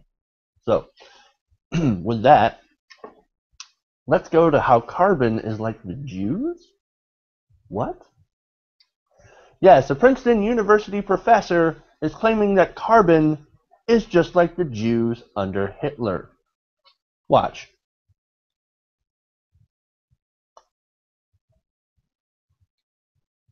Wow. No, I certainly Are have you no confidence in them. I'm immediately gonna get mail that you're funded by Exxon or by the hydrocarbon industry. Do you have any vested interest, any conflicts that cause you to have these views and that are many people would say anti-science or at least against the scientific community? Well, I consider myself part of the scientific community. You must get a lot of flack, don't you, Professor? Don't you get a lot of flack? Yeah, of course.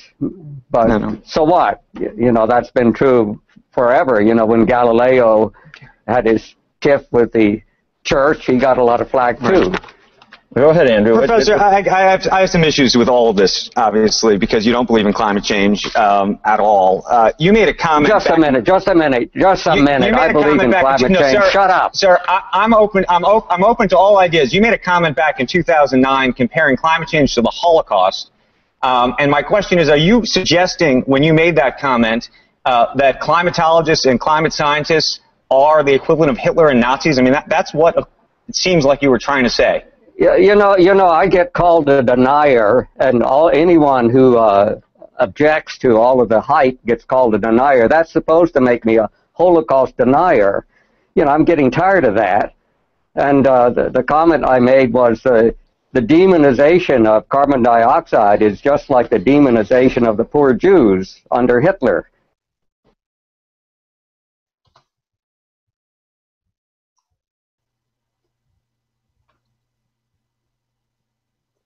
This guy proves that just because you're a professor doesn't mean you're smart. Now, he calls himself, and this is hilarious, he called himself a part of the scientific community. Now, technically, I guess he is. He's a physicist, right? He has a PhD in physics from Princeton, which is amazing to me. But as he pointed out during a Senate Committee on Environment and Public Works, quote, "I am not a climatologist." Well, that much is sure. Despite not being a climatologist, he did, however, publish one paper on climate change. Strangely enough, it wasn't peer-reviewed. I wonder why. Also, comparing carbon to the Holocaust? Seriously. What the fuck? But wait, in case you're wondering, just like this CNBC anchor was, if Happer had any financial motives. Well, don't worry. You can rest easy. How much money did you take from Exxon over the years in the aughts? I haven't taken a dime from Exxon. I have not taken one dime from Exxon. The foundation that you worked for didn't take money from Exxon? You weren't paid by them? I don't work for the foundation. I'm a trustee of the Marshall Institute, and I'm proud of it. All right, Professor, we appreciate your time today.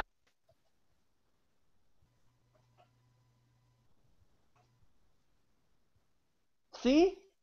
He didn't take a dime from Exxon. He's just a trustee of one of the more well-known front groups that show for the fossil fuel industry.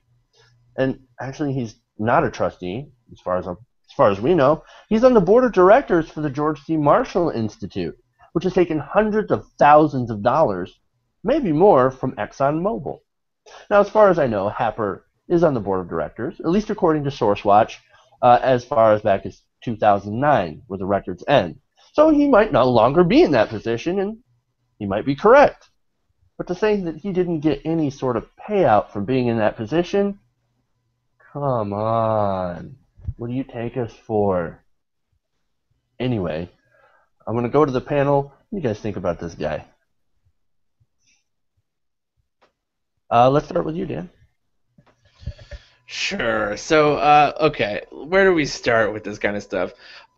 First of all, I mean, I think it's obvious that nobody agrees with this guy. This guy's very extreme. When he went to testify, Barbara Boxer and him got into kind of an infamous little back and forth, because he's suggesting, by the way, for his full thesis, they didn't really get on the show, is that he thinks more carbon in the atmosphere would actually be really beneficial to Earth, because when the dinosaurs were around, everything seemed fine, like the Earth's climate was okay.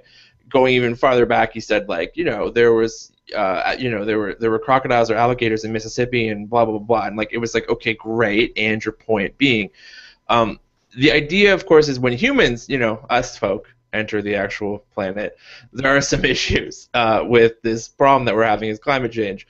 But of course, you're always going to have this, sort of situation where you're going to have a guy, and I call these the circle smirk segments, that are really popular in media right now because they're great for clickbait. They raise your website clicks up. They do well on social media, and it's mostly because of folks like us, because we love to take out the piñata and like this guy and have a couple rounds on him.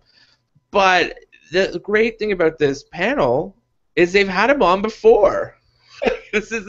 Already this year. They had him on back in January, I think it was. And they did the same thing, and it was the same kind of the back and forth that you had today, which, he didn't go as crazy and double down, and this time there was a little bit more opposition, because I think the first time they had him on, they didn't realize how crazy he was. So it's like, bring him back, so the most progressive guy on our CNBC panel can have a swing at him. It'll do great, and it does. But yeah, the BBC recently banned people, these climate change deniers. I want the CBC here in Canada to do it as well. Of course, those are publicly funded stations, so we have a little bit more say than you would ever be able to do anything with a private broadcaster like CNBC. But this is why. It's just insanity. All right, Jordan, let's go to you. I want to address something you kind of brought up. It's hard to believe this guy has a degree in physics, and he's at, where is he again? Is it Princeton that he's? Princeton, yeah, okay. Fairly reputable. Princeton should be ashamed. Princeton should be ashamed. Well, maybe they should. I don't know. I don't want to say a school should be ashamed for somebody's political ideology. That seems kind of un-American.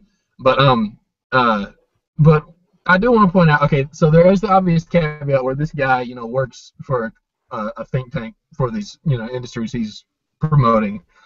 But we do also have to point out, like there is no correlation between intelligence and cognitive dissonance. That the most intelligent people in the world who day in day out, professionally use the scientific are completely capable of ignoring it, when something doesn't fit a particular belief.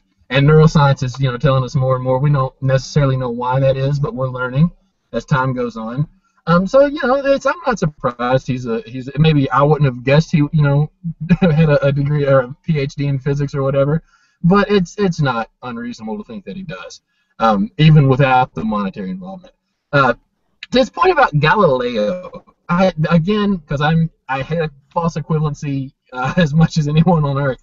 Okay, so Galileo was caught a lot of flack because he was, kind of helping pioneer this scientific method and coming up with conclusions that didn't fit what was previously believed to be true, and the conclusions drawn by people who hadn't really used the scientific method. So it's not the same as into an established system of climate change and greenhouse gases that's been established not a priori but by the scientific method, and saying I'm just like Galileo. Now the guy has a point. The scientific community, scientists are still people, and they're still flawed human beings. They can sometimes be a little hostile to new ideas, but over time, if the data is there, those new ideas win out. That's why he's being continually ridiculed and laughed at, because his data is not winning out because his data is found to be flawed, wanting, or the data is right, but he's jumping to conclusions that the data doesn't support. And that is a far cry from what Galileo went through. All right, Sean. I just want to say that this guy actually makes some amazing points. The first one is that when people call anti-global warming people climate deniers, they are trying to invoke that this is like the only true thing he said in his entire statement. They are trying to invoke Holocaust deniers when they say that, because that's they're not. That's ridiculous. That is the connotation that deniers has. No, absolutely not. They're denying it because they don't believe in it. They're denying reality. Yeah, they're not called trying to deniers because they're denying it. Right, exactly. I've never made that jump. That's ridiculous. All right, it's like I said, when you call them anti-science, that's also truthful because they are denying climate change, right? They are technically deniers. That's totally true.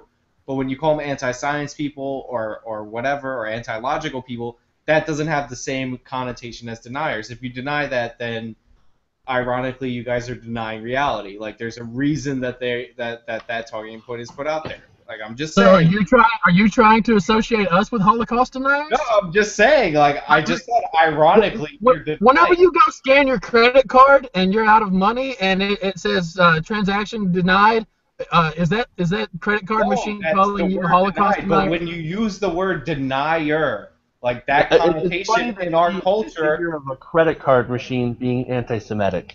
First of all, it said denied, and I'm not accusing anybody of anti-Semitism. I'm just saying that's his only point. When you use that denier, global warming denier, that it has that connotation for a lot of people. Whether you accept that or not is fine. It's just amusing that you guys are denying that, and kind of hilarious, and I didn't expect that. Also, his other good point, and this might be a little less serious, is that cap and trade wants to number the amount of carbon so it can limit it in the atmosphere, just like they numbered people in the Holocaust. All right, moving on. Moving on. Also, you can burn carbon, which. All right, stop. Don't go there. I will leave this panel. This is ridiculous. In all seriousness, if you're like a skeptic, right? And I'm talking like, because all scientists are supposed to be skeptics. And by the way, this is how climate change became such a powerful theory. If you're a skeptic and you have a hypothesis and you test it, and it either it confirms or denies the scientific theory, then that is great. That is the process and all that. This guy is not somebody who's doing experiments. This guy is not somebody who's actually participating in the scientific process. He's getting money through his foundations, through various groups. Some of them, or most of them, just happen to be fossil fuel companies. And he goes on TV and promotes his ideas. Like, he's not engaged in the scientific process. Like, if he was doing that, then that would be different. He's like, because there was an MIT scientist who didn't believe in climate change, and he did like experiments, and he ended up making it stronger. So like that is part of the scientific process, but this guy is not participating in it, and his demagoguery with the with invoking the Holocaust for carbon is silly. But that one thing about the deniers is still true. All right, Jordan, what do you think? Or Dan? I think I want to just take a few seconds to, in all seriousness, apologize for where Sean was going with that, and denounce and reject him. Hey, listen, none of us are professional comedians, so I don't know that we get that protection until we. I guess Dan's sort of a professional comedian, so Dan. As somebody who's got paid for writing comedy, I also would like to apologize for what just happened there on the show. Mostly because, I don't believe most of us agree with where that was going, as well as, listen, you want to pick any week to do this, to that kind of joke, that's fine. It's terrible and it shouldn't be done. This week, especially, definitely not the right time for that joke. Just saying. Anyway, sorry, Jordan, go ahead. No, I mean, that's... I just wanted to apologize for everybody watching. Carry on. All right. The one thing I do want to actually bring up is, if you have 2 seconds, and this has nothing to do with Sean, so don't worry. Okay. I do want to talk about something that this sort of is really interesting, that I think the progressive folks that do watch the show don't give enough flack to, and it's a really big problem, especially when it comes with the economy. We do not have enough progressive voices on the economic beat, in whether it's reporters or whether it's, and I don't just mean progressive voices, I mean we don't have anybody that's not completely doing the bidding of Wall Street on the economic beat, outside of people like Matt Taibbi who are on the outskirts. But these folks on CNBC are more right-wing than Fox News. There's actually been panels and polls done and studies done on media concentration, and then in this same idea that when this happens, you end up with less voices, and the voices we do have in the States, you have that situation happening, which is CNBC is worse than Fox News on a lot of these issues in terms of bias. And this is a really great example of this. So as I said, they brought him back once, and now they brought him back again, and this happened. But what I really want to point out, this show's called Squawk Box, and it's by a guy named, the host is Joe Kernan. He's one of 3 hosts, but I just want to bring this up to the panel. This Joe Kernan guy co-wrote a book with his daughter, who's in grade 7. I think she's in grade 8 now. It says, "Your Teacher Said What" is the title of the book. Of course, the amazing subtitle is "Defending Our Kids from the Liberal Assault on Capitalism." And it's all about how teachers are indoctrinating youth. And during a book interview, the host of this, he's, by the way, the guy in the clip that's like leading the witness. He's like, isn't it crazy how you're like outlawed? And isn't it crazy how...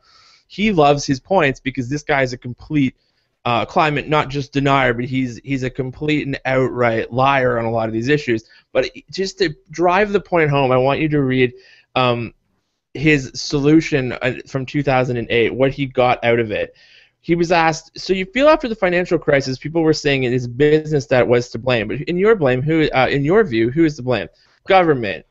The artificially low interest rates on the Fed, the unbridled growth of Fannie Mae and Freddie Mac, the well-intentioned emphasis the government put on home ownership.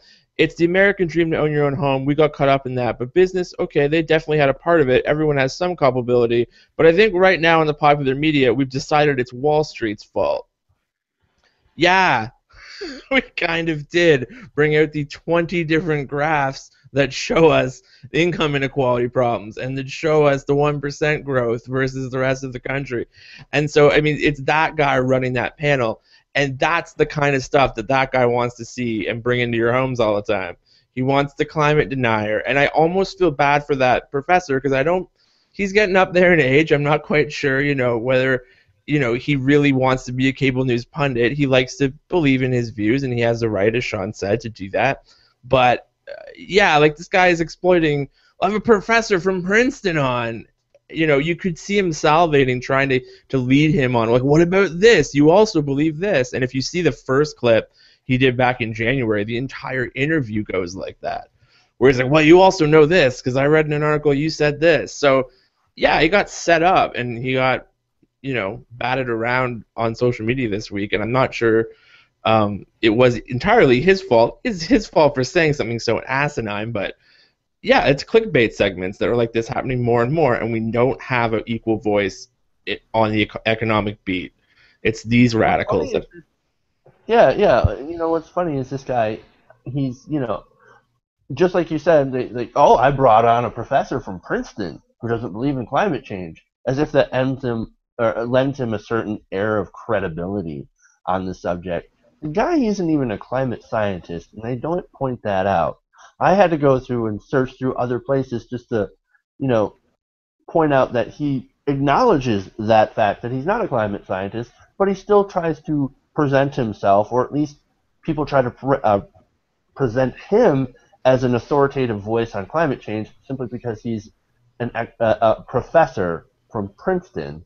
And by the way, he's got a PhD in physics, not climate science, two completely different things. But he attempts to intertwine it by saying, but I studied like gases and stuff, so I know how it works. No, you don't. That's a problem across all media, though.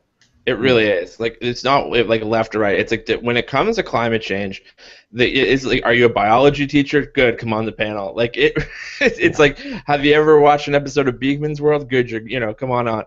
And so that's sort of the problem that we have in general. I mean, like, I'm one of those few people who's against the rapid use of Bill Nye in these segments too. Like, I just think it's a serious issue, and climatologists, please. I'm right there with you, Dan. I'm glad to hear someone else say that. Oh, we do forget that he's only that he's, you know, he's an engineer and not a climate scientist. Yeah, can I make another point that's very important? I'm almost afraid to let you make a point. I don't understand. Like, I even gave the previous caveat that what I was going to say was not serious and meant to mock this guy for what he was saying, but apparently that's still much. I don't know what Dan meant by those comments now are super more offensive. I don't agree with that. But yeah, I was trying to make fun of this guy because he was saying outrageous things. So whatever. But that point that Jeff stole from me, that he's not a climate scientist and he's not participating in the scientific process, was like devastating. And that's the thing about the media, is they like to bring on people who can talk but that don't know anything. Like Bill Nye, or aren't experts in the subject. Bill Nye and Neil deGrasse Tyson are both incredibly smart guys, but they bring them on to talk about climate issues when they're not a climate scientist. And then you always have that moment where they say, you're not a climate scientist either. Meanwhile, these two guys are scientists going off scientific papers, and you're, you know, you're just a guy who's like a lobbyist or whatever, who speaks well. And like you're not even in the scientific realm. So like that's a trick that the media always does. They don't bring actual experts on there. Like bring a meteorologist on. Like just like he studies the weather. That's kind of close. Not really at all. I know commenters, calm down. But like bring somebody who's like close in discipline or something. Like they just bring anybody who they could say doctor and PhD is what I mean by doctor, and they just bring them on and present them as an expert, and that's the great illusion of American television. And that's what I like about what the BBC had just recently done by doing that truth segment, or doing the truth report, is saying that we're going to not give equal time. We're going to give you time in representation of what the scientific community actually thinks about this. So you're going to end up, you know, under the BBC's new rules, either they drastically curb the amount of time that they give to climate deniers, or you end up with like a John Oliver segment of where you've got 97 people in a room yelling at 3 other guys who don't believe in climate change or climate science. That would be interesting to see. But Dan, why don't you take us home? Yeah, the final point on this is just that it's kind of the great irony of as we watch the downfall of print journalism and cable news losing ratings because they can't out Twitter now. And the thing that really blows my mind is they haven't figured out still. You know what would actually work? Do something that the rest of us can't. Vince and I have a rule on Truth Mashup, which is when we watch the news, it's like, could Vince and I do this? Then you're not doing your job. Like, the idea is, yeah, you know what? I've got a limited resources, limited budget, and I can do so much for my audience every week. But these guys have resources. You could have reporters. You can send people places. And you know what? It keeps funny. We keep going back to, well, if they could only find a climatologist. Or how about they just report again? How about every issue doesn't come down to, these, like, we're going to have 2 monkeys in cages and open the doors and whoever wins, wins. It's just this ridiculous dancing bear cycle that we have on our cable news all over the world that isn't getting us anywhere. And it's always going to exist, but it exists now in such, an overwhelming portion of our news coverage. And even in, like, national news is on public broadcasters, we're going to that more and more, different, like, giving time to these long panels of political insiders and things. And yeah, what would be amazing is just reporting on what is the actual science. There was a report released today. Explain that report to me. There's a website called Vox, and I think it's doing a really great job on just basically saying, here's what you should know about this issue, and, like, giving people context. And where people are getting, bombarded by news every day, but they don't understand the context of it. And these segments do the opposite of that. They're not only interested in not giving you context, they're actually there to just provoke. And it's just sad all around. But yeah, CNBC needs way more flack than they get. I mean, we everyone in the TYT Network, as well as Jon Stewart all the way through, we love to take it out on Glenn Beck and Fox News, but yeah, watch 5 minutes of this network and your head will explode. Especially if you're, listening to Rick Santelli yell the whole time. Right. This is CNBC is the network of Rick Santelli yelling at you. That's essentially what it boils down to. And I don't understand who can watch that. And shouldn't it have been buried long after 2008? Like, it's shocking to me. It goes to show you, A, how few people actually do watch these channels when you actually break down the numbers, but then B, the people that do, how it is ideologically based, because there can't be anyone who's not already on Team Wall Street that watches that. I hope to God there's not, for financial advice. Like, Jon Stewart eviscerated that network post the 2008 breakdown of, like, everything's going to be fine. This is all ridiculous. Don't worry about the housing bubble. Show after show after show. So, yeah, that network deserves all it gets. Mm-hmm. All right. Move on to our final story. Republican Jesus. I know I've been promising that all night. So, let's go. What would Jesus do? Social conservatives seem to have a tendency to invoke Jesus when it comes to issues such as abortion, same-sex marriage, and pretty much any other policy proposal for the nation. But their perceptions of what Jesus would actually do might be a little bit off. And there's a YouGov poll of 1,000 adults selected from YouGov's opt-in online panel, which was made to match the demographics and other characters of the adult U.S. population. Now, on the issues of health care to gun control, from also raising taxes on the rich to climate change, respondents were asked, what would Jesus support or oppose? It seems sort of ridiculous, to be honest, to be asking that question, but that's what they did. Now, for Democrats, 80% of them said Jesus would be in support of universal health care. But only 23% of Republicans agree. Wait, what? 23% of Republicans? Jesus? No, he'd say no to health care. What do you mean? We're giving health care to the poor people? No, I wouldn't want that. 18% of Republicans say Jesus would support taxing the rich to fund programs for the poor. That seems a little off. So what does it matter? Well, you're probably wondering that, right? What does a 2,000-year-old dead man matter? Well, I want to turn to Jordan French on this one, who's our senior religious correspondent. Jordan, why should it matter? Well, first off, as the senior religious correspondent, and perhaps we should clarify just for the sake of this statement. For the next 10 seconds, I'm our senior Christian correspondent. He's not a 2,000-year-old dead man; he's a 2,000-year-old alive man. Now I'm back to religious correspondent. The reason why it's important. Well, first, let's look at some context. Luke 9:2. And he sent them out to proclaim the kingdom of God and to heal the sick. Matthew 8:7. Jesus said to him, I will come and heal him. Matthew 19:2. Large crowds followed him, and he healed them there. Matthew 21:14. The blind and the lame came to him in the temple courts, and he healed them. And Luke 9:6. And they departed and went throughout the villages, proclaiming the good news and healing people everywhere. There's a lot more. I want to skip a couple here. Down to Luke 13:14. But the president of the synagogue, indignant because Jesus had healed on the Sabbath, said to the crowd, there are 6 days on which work should be done. So come and be healed on those days, and not on the Sabbath day. And then finally, Luke 22:51. But Jesus said, enough of this. And he touched the man's ear and healed him. Now, not only is that not even all of the times that Jesus healed someone, the first verse I said there was Jesus sending out his disciples to go heal people, and he equated that with proclaiming the kingdom of God. The last 3 verses I wanted to make sure I read, or the last 2 I should say, because the one about them being upset about how he was healing people is a specific example of Jesus bucking the healthcare system that was in place. In this case, it is a religious healthcare system, so there's a theological point to it as well.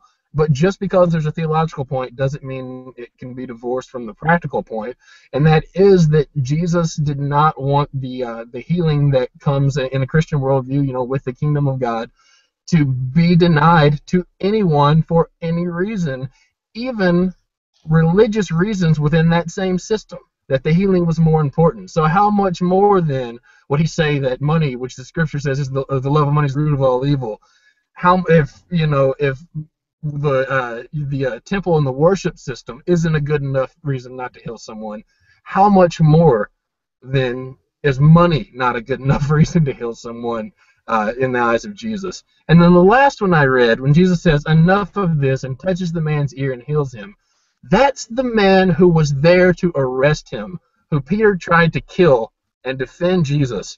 Not only does Jesus heal that man, he heals him and doesn't ask for payment. None of those verses I just read have a verse after him where it says, and the person paid his copay and everyone was okay. Jesus is all about healing. He equates it with the work of the kingdom of God. It's what he's here to do. Now again, there's theological messages that are tied into that. I'm not trying to downplay that. I'm not saying that Jesus is just a social worker, but the opposite is true. That Jesus does make a few statements about the role of not only all people but even Christians in government societies, and Jesus talks about taxes twice. And again, both of those lessons have a greater theological lesson in them. But the conclusion that gets drawn, practically speaking, from that theological lesson is pay your taxes. Both times Jesus talks about taxes, he closes with pay your taxes. So if Jesus is all about healing and he's about paying taxes, and there's another verse that's outside of the Gospels about the role that the government has for the greater good of society, yada, yada, yada. It's, this is all more than a little segment on a show can cover. The point of this is gosh, man, not only are these people like not good patriots, I mean they're not good Christians. Like this is just they've been deceived. So what you're saying is that the entire so you're pretty much saying that the religious right, as they stand now, are basically hypocritical un-Christians who claim that they're Christian, but are doing the complete opposite of what they should do. But so are religious independents and Democrats, who also polled in the majority in this poll, not as much as Republicans, but they believe the same thing, that Jesus would have been against free health care for everyone. And that's just crazy, and that's the American way. The idea of having to work and earn everything. And by the way, not to oversimplify one of the world's largest faith systems, but a big theme of Christianity is that it's all about undeserved grace and getting what you don't deserve. And so the idea that something like your life, healthcare, is something you should have to deserve to get is a fundamentally unchristian idea. And it's that unfortunate belief is cutting across, Democrats, independents, and Republicans. It is, again, grossly misrepresented in Republicans. But the fact that it polls 52% in anyone, much less Democrats, it's just heartbreaking to me. It hurts, man, and I can't understand it. I don't know, and I want to point out, not only did I not read all the times that Jesus talked about healing or healed people, I also didn't talk about the other times in the New Testament where it comes up, or the hundreds of times or dozens of times in the Old Testament that it comes up. It's just peppered throughout Scripture, and it's always associated with holiness and what God wants.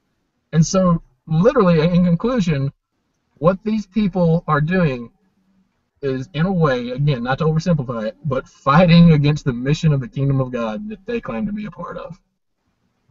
All right, Sean. I got this. Let me just take a minute to defend Republican Jesus. Now, if you look at a picture of Jesus, you can clearly see that he is a very white, blue-eyed Englishman, for some reason, that's in the middle of a place with people that our current Republican Party would not like. Huh? That is, I don't even think I need to present anymore. That's what they describe as a miracle, and that's to me that's the only miracle that I think the Republicans have to believe in, because it's a pretty big stretch. It is a miracle that there's a white guy in the middle of the desert. All right, but that's like my non-serious point about how he's super white, therefore he's a Republican. All right, so everybody calm down. I realize I'm getting a lot of hate on today's show, but the Republican point, and I don't even want to get too much into it because I'm not a religious person, not a Christian, never practiced in my life, been in a church twice in my entire life. One time was a funeral, the other time I don't remember. But the argument that I see a lot of people, or a lot of like decent people making for the reason why Jesus wouldn't support some of this stuff is that taxes are a form of involuntary charity, and the only true charity can come from, calm down, Jordan. The only true charity can come from within. So I understand maybe they would say Jesus would support Doctors Without Borders, but he wouldn't support a state-run healthcare system. Now I don't know how well that argument holds up, because not to be a dick to religious people or anything, but religions were really set up as a form of government, and they even have their own form of taxes that go to things like this. So I don't really buy that argument too much, but I get the idea. It's the principle of involuntary charity is basically theft, so you're saying thou shalt not steal contradicts with your involuntary charity, and that's the basic general argument. So sometimes personally charitable people don't want to have the government do a certain job, and I think that's fine. I don't really care that much what Jesus would do because I'm a non-believer. So, but that is their argument, since we started the show by saying you got to clearly state your opponent's argument before strawmanning it to death. Go, Jordan, strawman me. Okay, so I wanted to proactively talk about that, but I realized I'd already gotten really long-winded, so I didn't. So I'm glad Sean brought it up. I want to address it from both angles, both from a logical standpoint and from a religious standpoint. The religious answer to that is, and Sean also brought up a good point about religious taxes versus secular taxes. The two times Jesus talks about taxes, one time is about the religious tax to the temple, the other time is about the tax paid to Rome. So he covers both of those areas. And he says pay them both, even though you're being compelled to do so. And then also, that's in a totalitarian, non-representative style of government. Jesus still says, pay your taxes and let the government do its thing. How much more than in a representative style of government where, at least theoretically, it's not maybe true anymore, but in theory, you have a voice in what the government does with your taxes. How much more is the onus then on us to, try to fight to get that money to heal the sick? And in that same kind of vein of thought, I get so angry because I know some really, really good people who just kind of let their political views, I think, get in the way of their reason sometimes and make that argument. And in the defense of these people, a lot of them are giving a lot of time and money, and doing the kind of thing that they say they should be doing. But the thing is, again, in a representative government, like, it's not a compelled charity. If you've been spending years and years of your life, and every time you bring up this point and you stop that from happening because you're fighting for it and your view is being represented and you're able to stop it, then you had a say in the matter. It wasn't anything compelled. Just like people, just on who would agree with me, who fight for it to happen, had a say in the matter. We're not being compelled. And then the final thing is, super PACs are the great indictment to this ideology, because the supposed theory here, because it's a false dichotomy, right? Your taxes can go to heal the sick, because that's what government's good at, is broad but not efficient, right? What charities can't do is shotgun everything out and meet needs across a huge population. What charities are good at is zeroing in on one, where their resources allow them to, and being more efficient. And so you need both of those systems. That's what's great about America. We don't rely on one like a lot of places do, because one covers everybody to try to help keep people from falling through the gaps, and the few that do fall through the gaps, you've got the nonprofit and the charities there to fill that need. And when those work together, it works. So how much then could these hundreds of millions of dollars, well, I think both presidential campaigns raised $1 billion in super PAC money. Somebody fact check me on that. In 2012, if $2 billion had gone towards ending hunger or healing sickness or whatever, like, think about the huge difference that could make. Now I realize I think I know what Sean's itching to say. The Koch brothers do give some money to cancer research because one of them had cancer, and that's good. I'm glad they do.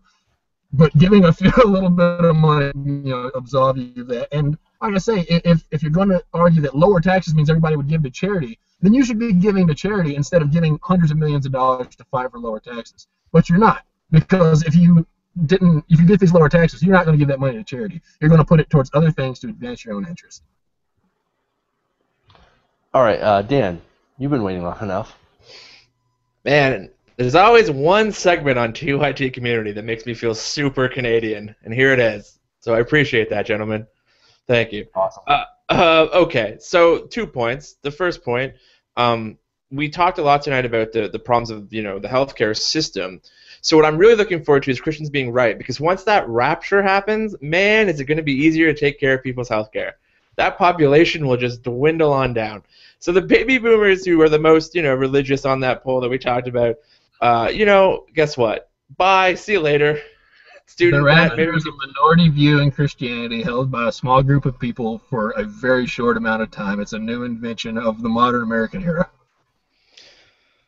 Okay, I was raised Christian. I went to a Christian school, and I'm not going to turn this into a debate because I don't want this to be about religion, because I don't think this is about religion. As somebody who's religious, and I know this will sound disrespectful, so I will respectfully disrespect you, Jordan, which is this. I truly believe that this is about these issues are always two-pronged. First is, this is completely a political issue. It has nothing to do with religion. Why do I say that? Well, because Canadian Christians never talk about this at all. We never have polls on what Jesus would think of an issue because we don't think it has anything to do with government. So if you go across the country, guess what? There are Christians outside of America, film at 11, but that is one point. So somehow magically in all the rest of the world, we've somehow been able to figure out how to have government and healthcare without religion entering the conversation at all, or do we care what would Jesus do? In terms of what the Flying Spaghetti Monster would do on various issues across the board, we'll get into that next time on TYT Community, so stay tuned for that. But more importantly, at the end of this conversation, I'm joking, of course, on those things. Here's the deal, and it's a really unpleasant truth for those of us who are like me, who are born-again atheists and grew up in it all.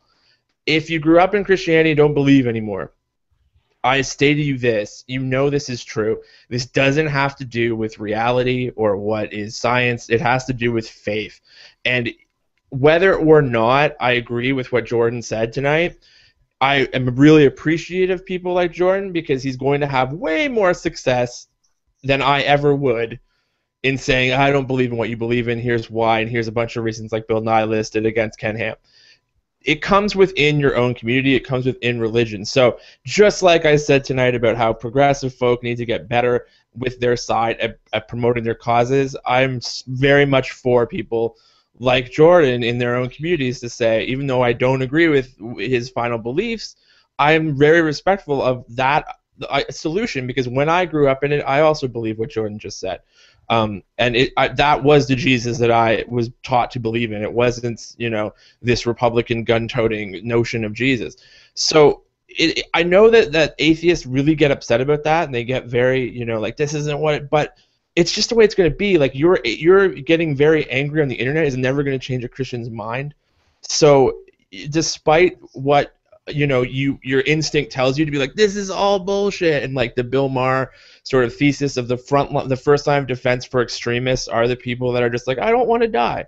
That being said, the moderates in religion that are reading the text and interpreting them in that way is people that should, in my opinion, be supported, and especially with this issue. Yeah, like, I don't understand how you could turn Jesus into a door greeter for the Koch brothers, but I guess we can do anything. But as I said, the bottom line is everywhere else in the world somehow Jesus exists and has nothing to do with free enterprise. So I'm sure This is the problem with I mean, putting up, especially with the right wing, they misrepresent their heroes in order to fit their agendas, their ideological agendas. They did it with Reagan, even. Like, Reagan supported an assault weapons ban. He'd be called a liberal gun grabber, raised taxes 11 times. And yes, like, Ronald Reagan is still the father. I don't know if he's the father of the modern conservative movement, but he sure did push it along pretty well.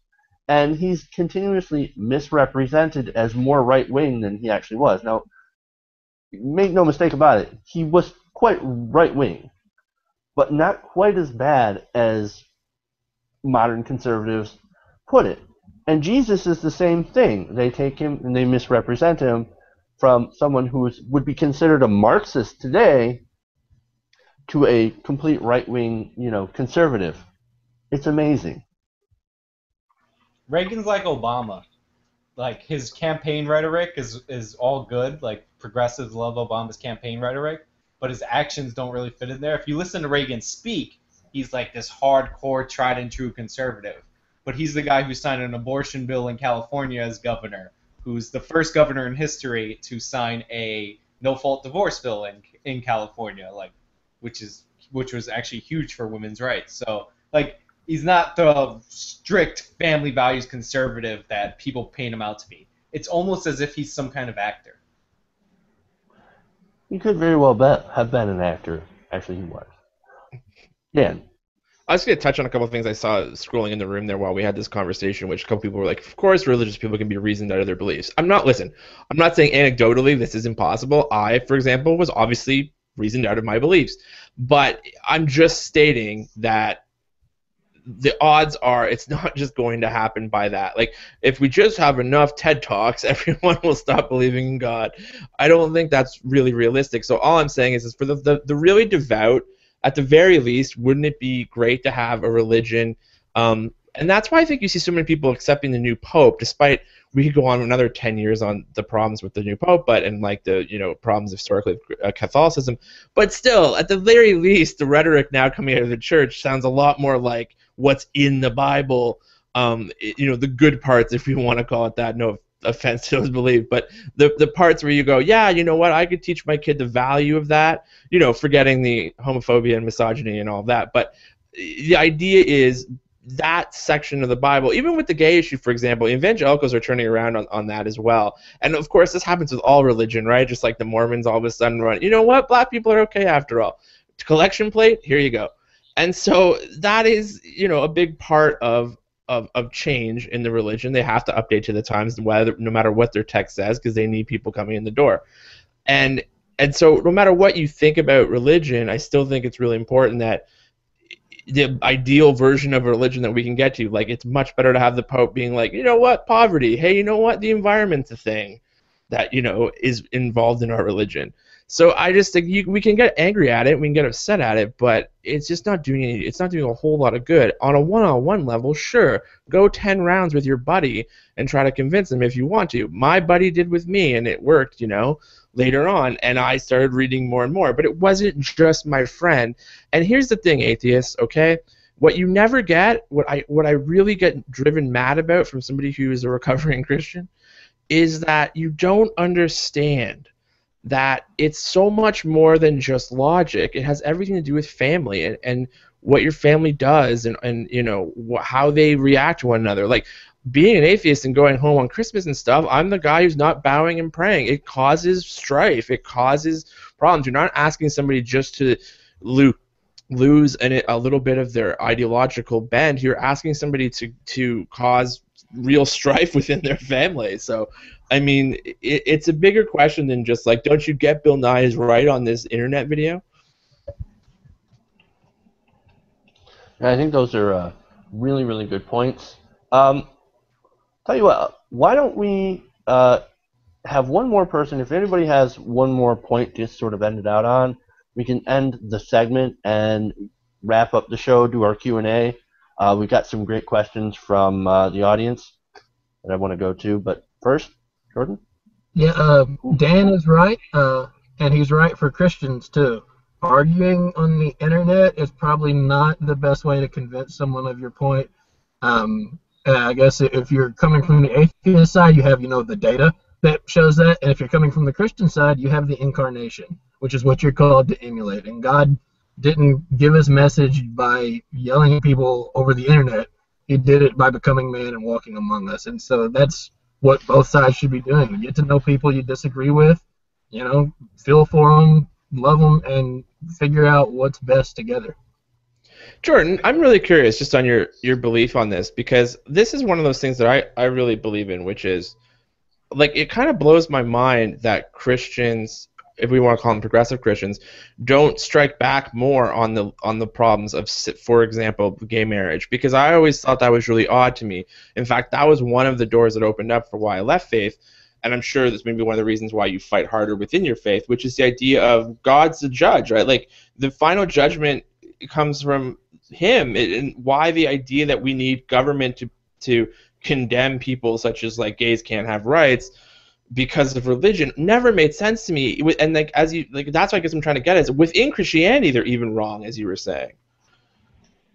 Yeah, I think it's a lot. Well, I think the Christians being against gay marriage fails on a Christian level for different reasons.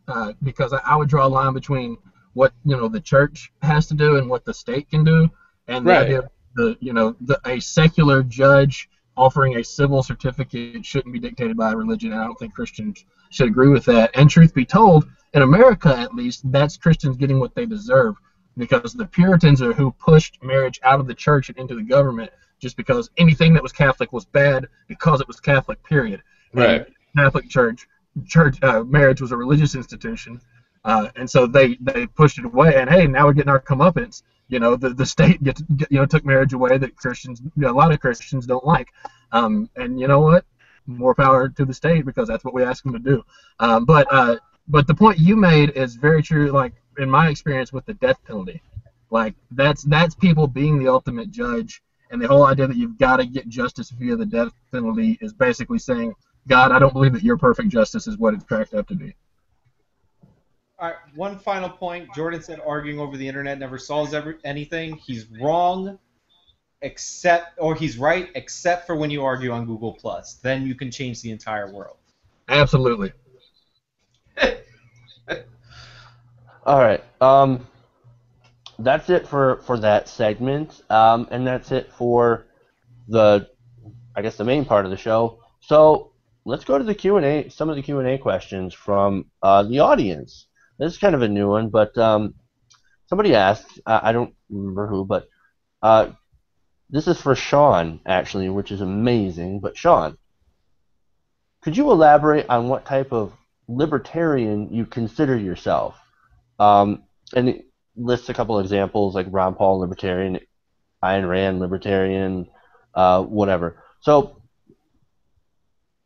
go ahead, Sean. Okay. What is it? I can do that. First of all, that question was from TYT Talk, who is an amazing person. He spreads the word for all of us.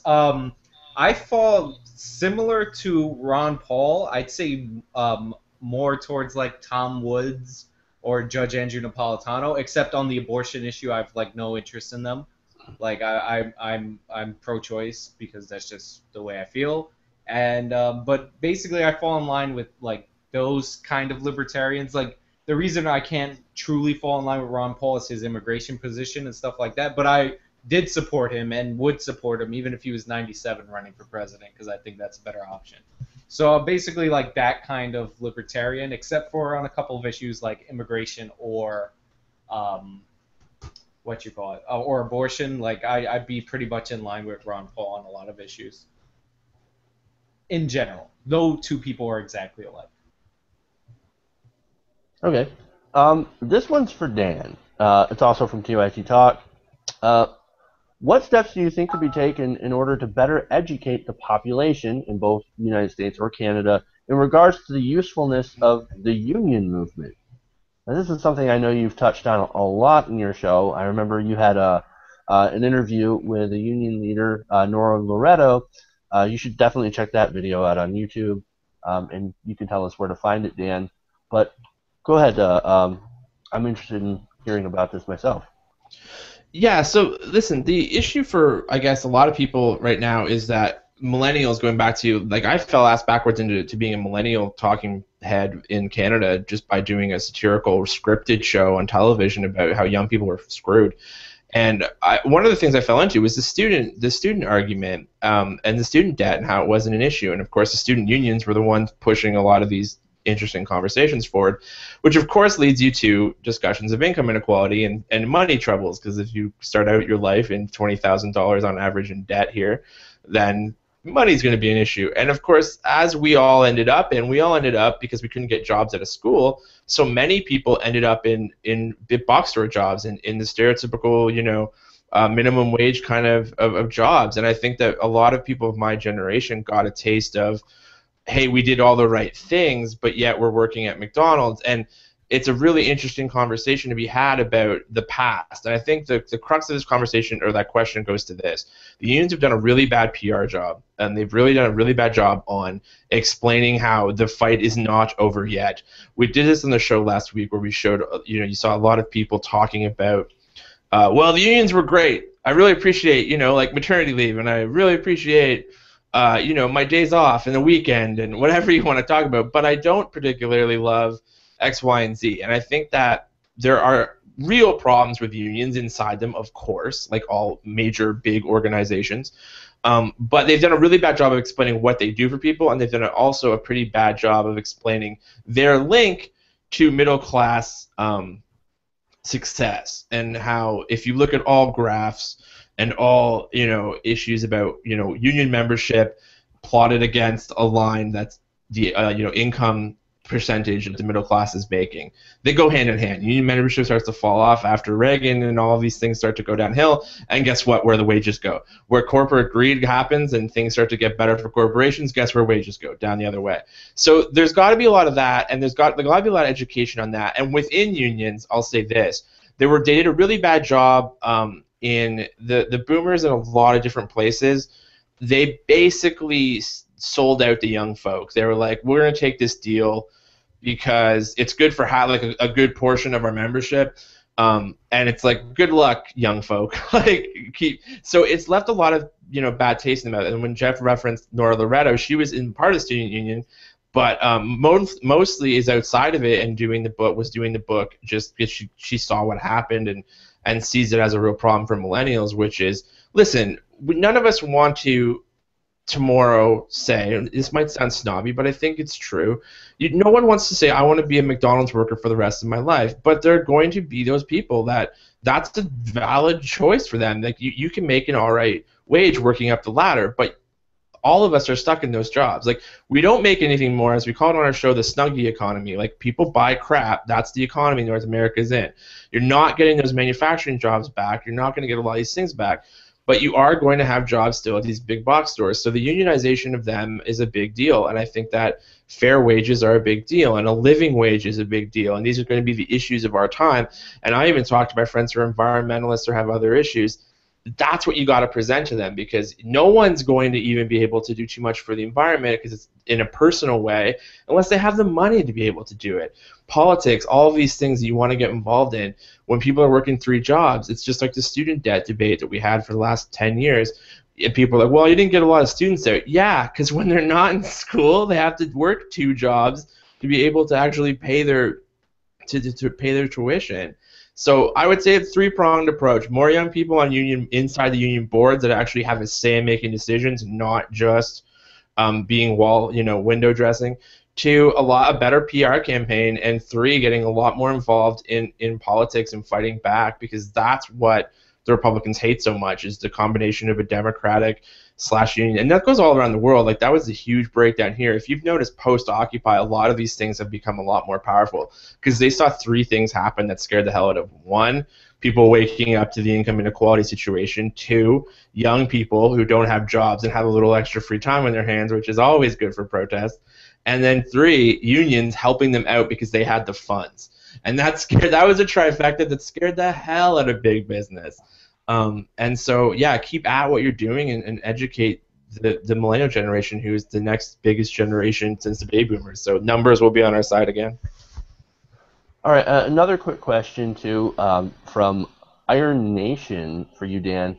He asked, how do you reconcile the fact that overqualified students are a drain on the economy while skilled laborers are making a fortune in the resource industries?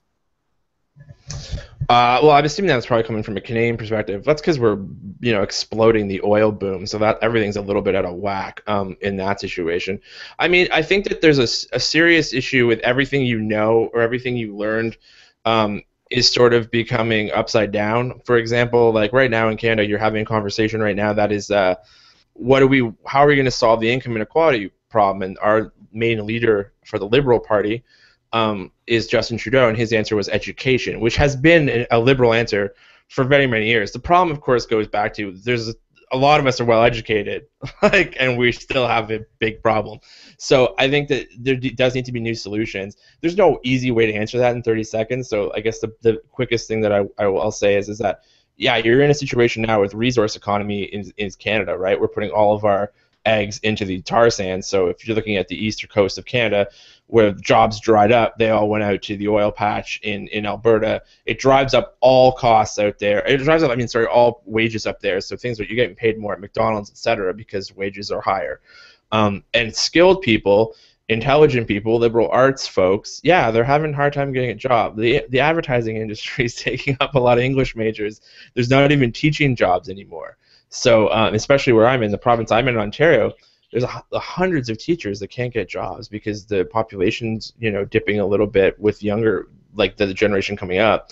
So it's a real issue that you can't attack from one specific angle. But yeah, what you're getting for your degree is a serious conversation to be had. I hope it doesn't become about not educating folks, but it will become about like what kind of jobs are available in our marketplace. But I really truly believe that what the solution is to make education more affordable. Like Canada's already got universal health care. It needs to address how do we get people going to university and university educated without the cost, but that's not going to solve the problem of a resource being like, where people go. But I think it will eventually, as we go down the line in our generation, you'll start to see things swing back again, because you are going to need intelligent people and intelligent jobs. It's just the baby boomers are going to retire eventually.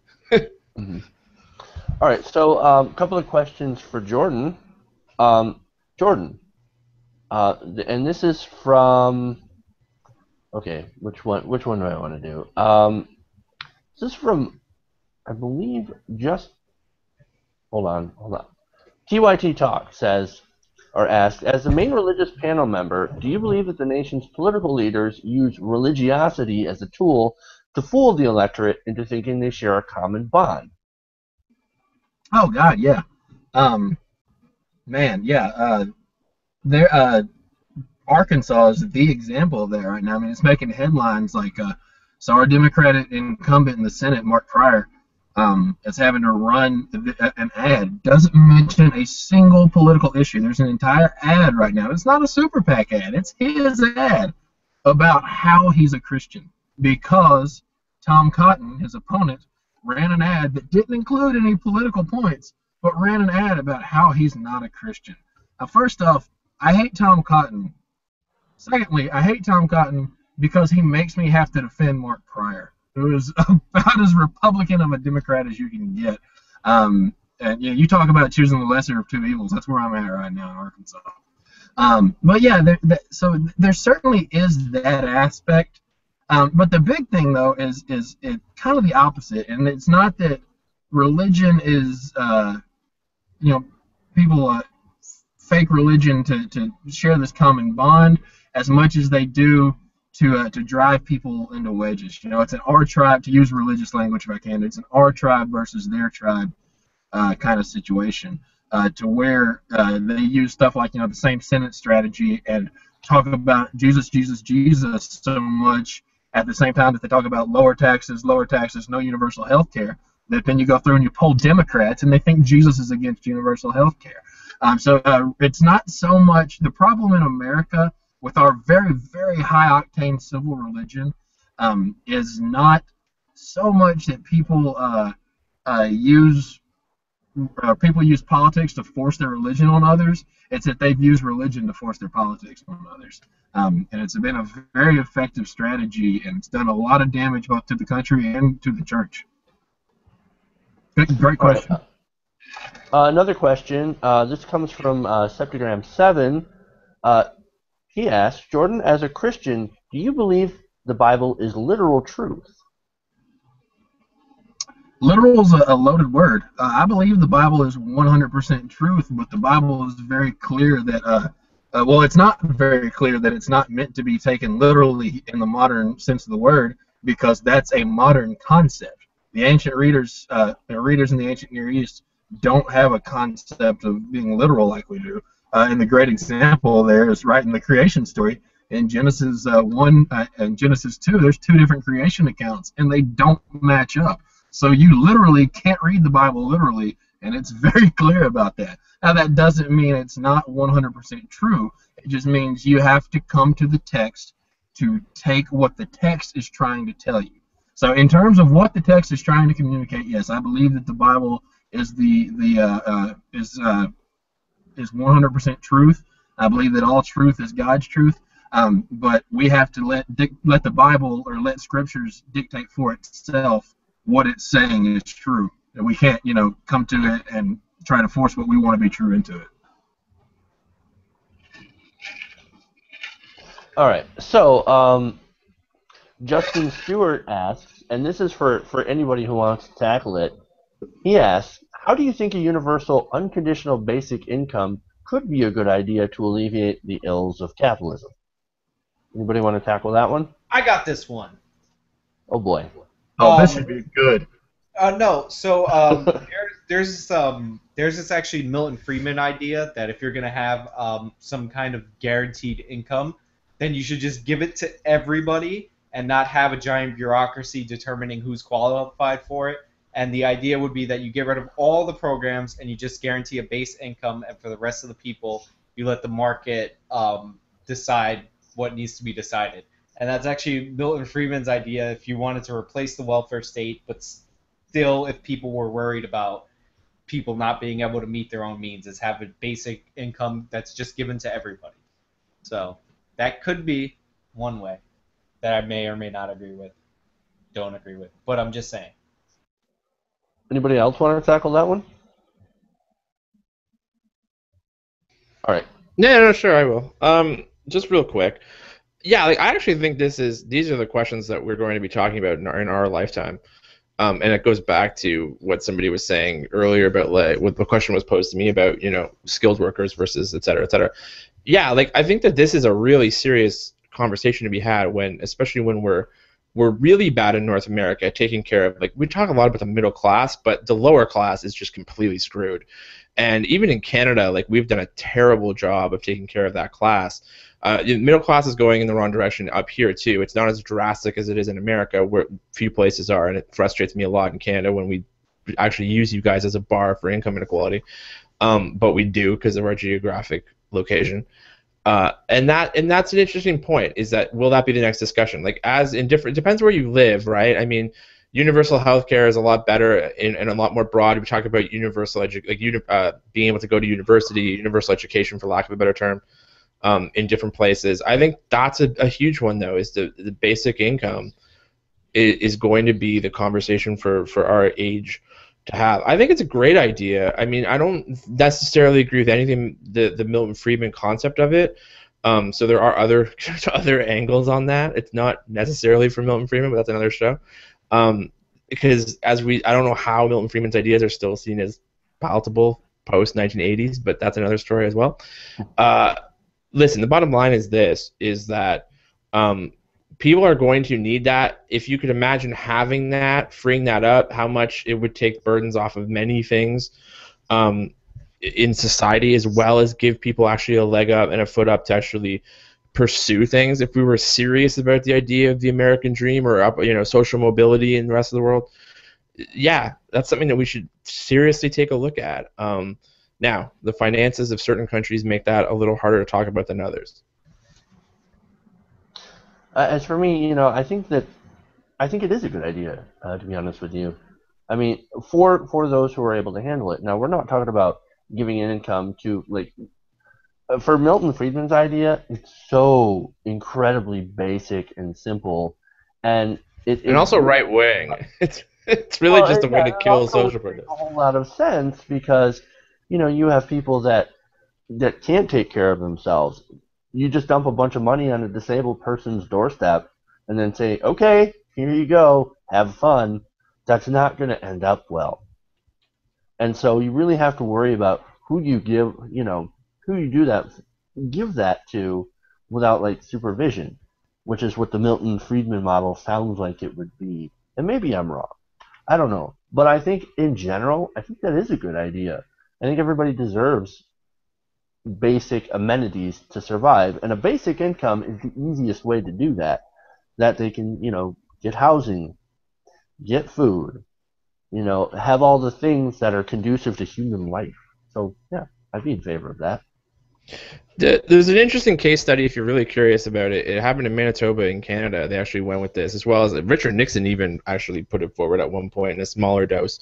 But the idea was they gave this town, if you look up its income, it's basically a minimum income that they tried, and they found a lot of different reasons. It cost a lot of money, obviously, but they found they saved money in a lot of things. And where it was really interesting to tell, especially when we talk about gun problems in America, and there's always a debate about, it's not just guns, it's mental illness. Well, that's where things really got a lot better in a hurry. Psychiatric visits, people were less stressed, obviously, people were getting sick less, there's less car accidents, oddly enough. There's just a lot of different things. People were, and it really works, of course, for, mothers. Another part of the social equation you never hear about for those who are for abortion, aren't for abortion. Well, there's a societal problem with having a child, which is called raising the child and how much it costs. So there are these side issues that I think Republicans and liberals could actually get on board with. But will you ever see it? I don't know. It's actually being debated right now in Switzerland, if anybody's curious. So, I mean, take a look at that. Absolutely. Okay, so... Oh. Go ahead. No, if we need to move on, we can move on. That's fine. No, I was just going to finish up the last question to me, but if you had something to add. Yeah, well, I was just going to say, I'm glad, the only thing I really wanted to say was to kind of study, so I'm glad Dan brought it up, and of course he did as the Canadian. I thought I was going to out-Canadian there for a second. There is some data that suggests that maybe it wouldn't be a bad idea. It's a very small sample size. Obviously, it's not an exhaustive experiment. And my big holdup with it is there's that similar concept doesn't apply across the board. So to it, I point with guns. In a country like America, where you have a really, really big emphasis on the individual and the self being more important than the whole, I don't know that system works as well as it does in a place like Canada, where there's a little bit more of a communal aspect. And to kind of enforce that, I point to Switzerland versus America, where you've got two heavily armed societies. In Switzerland, The right to bear arms is seen as something that unites you to defend your country. In America, it's something that you get to do to kill your neighbor.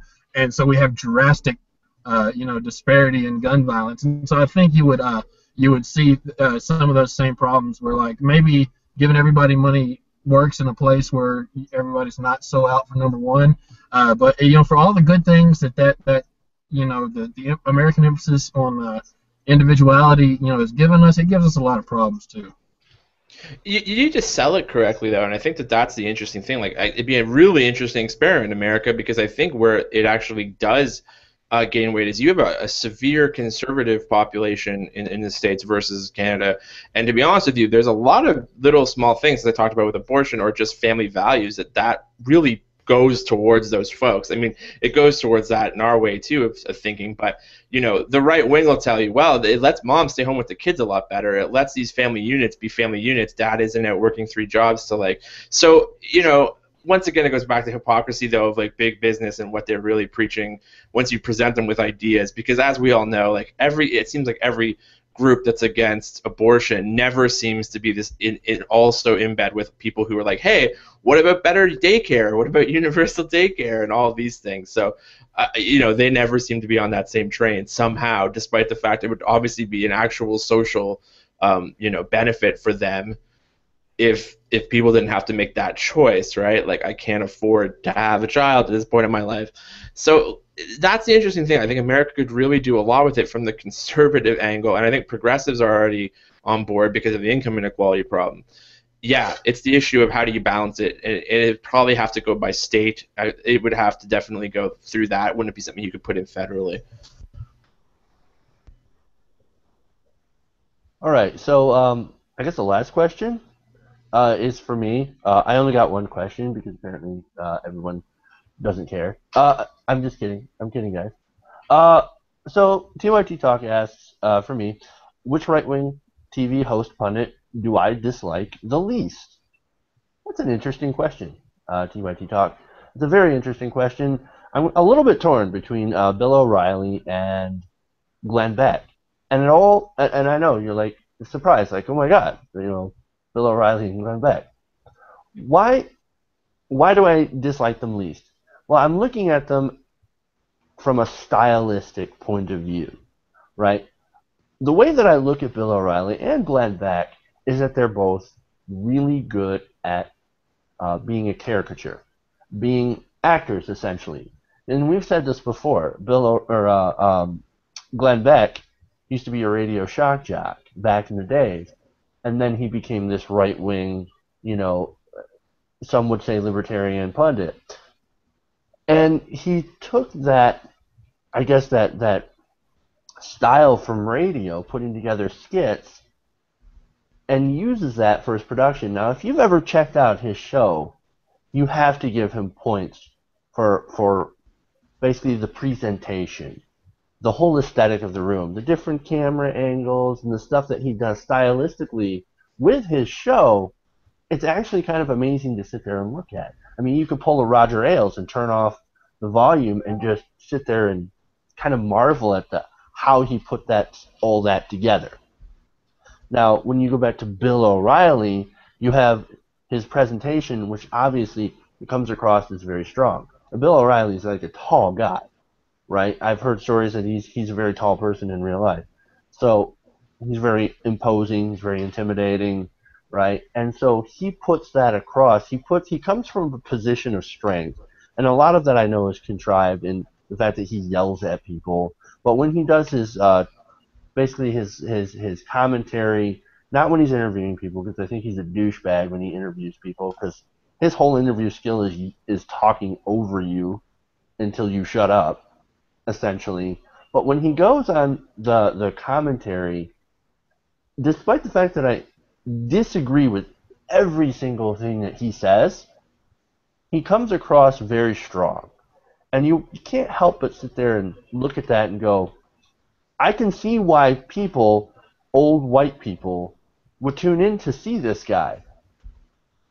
Because he's got that style. So I think on points alone, I dislike Glenn Beck the least. because of just the different points that I laid out. I dislike them both, but immensely. But I think on style alone, we'll go with Glenn Beck.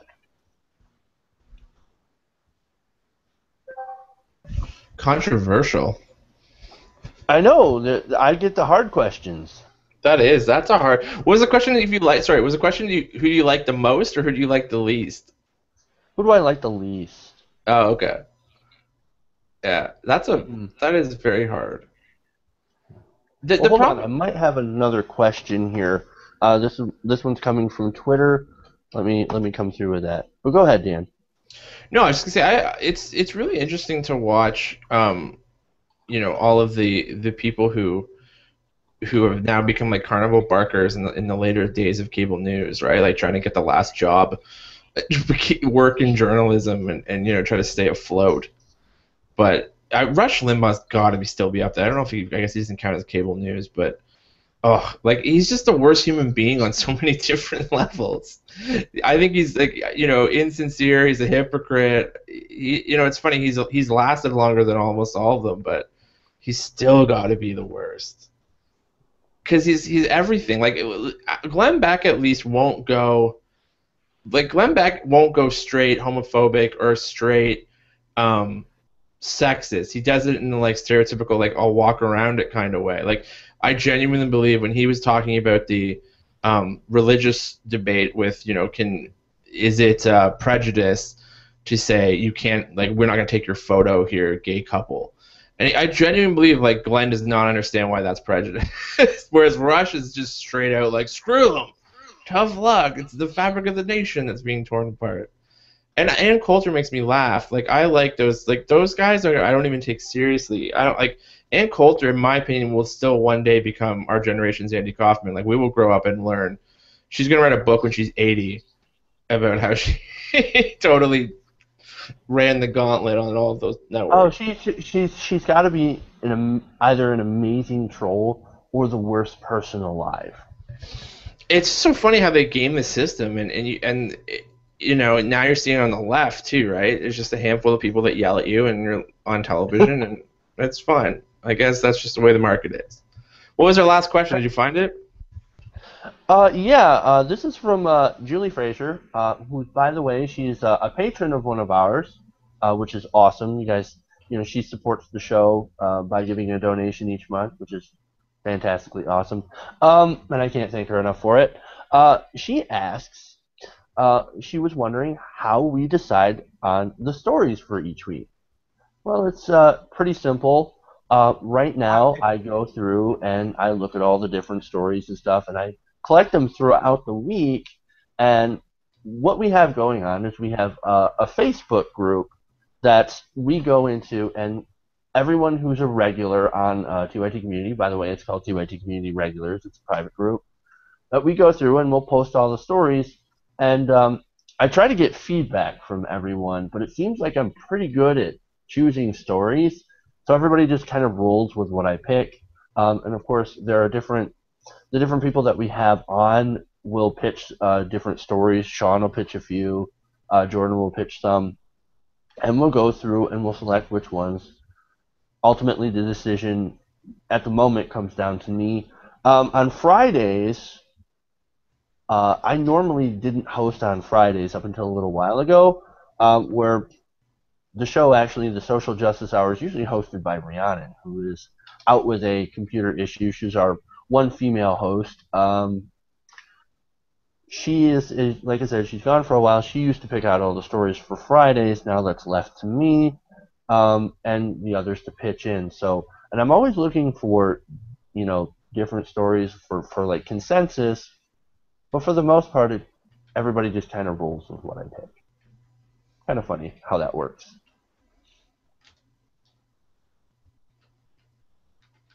It's because Jeff is a ruthless tyrant.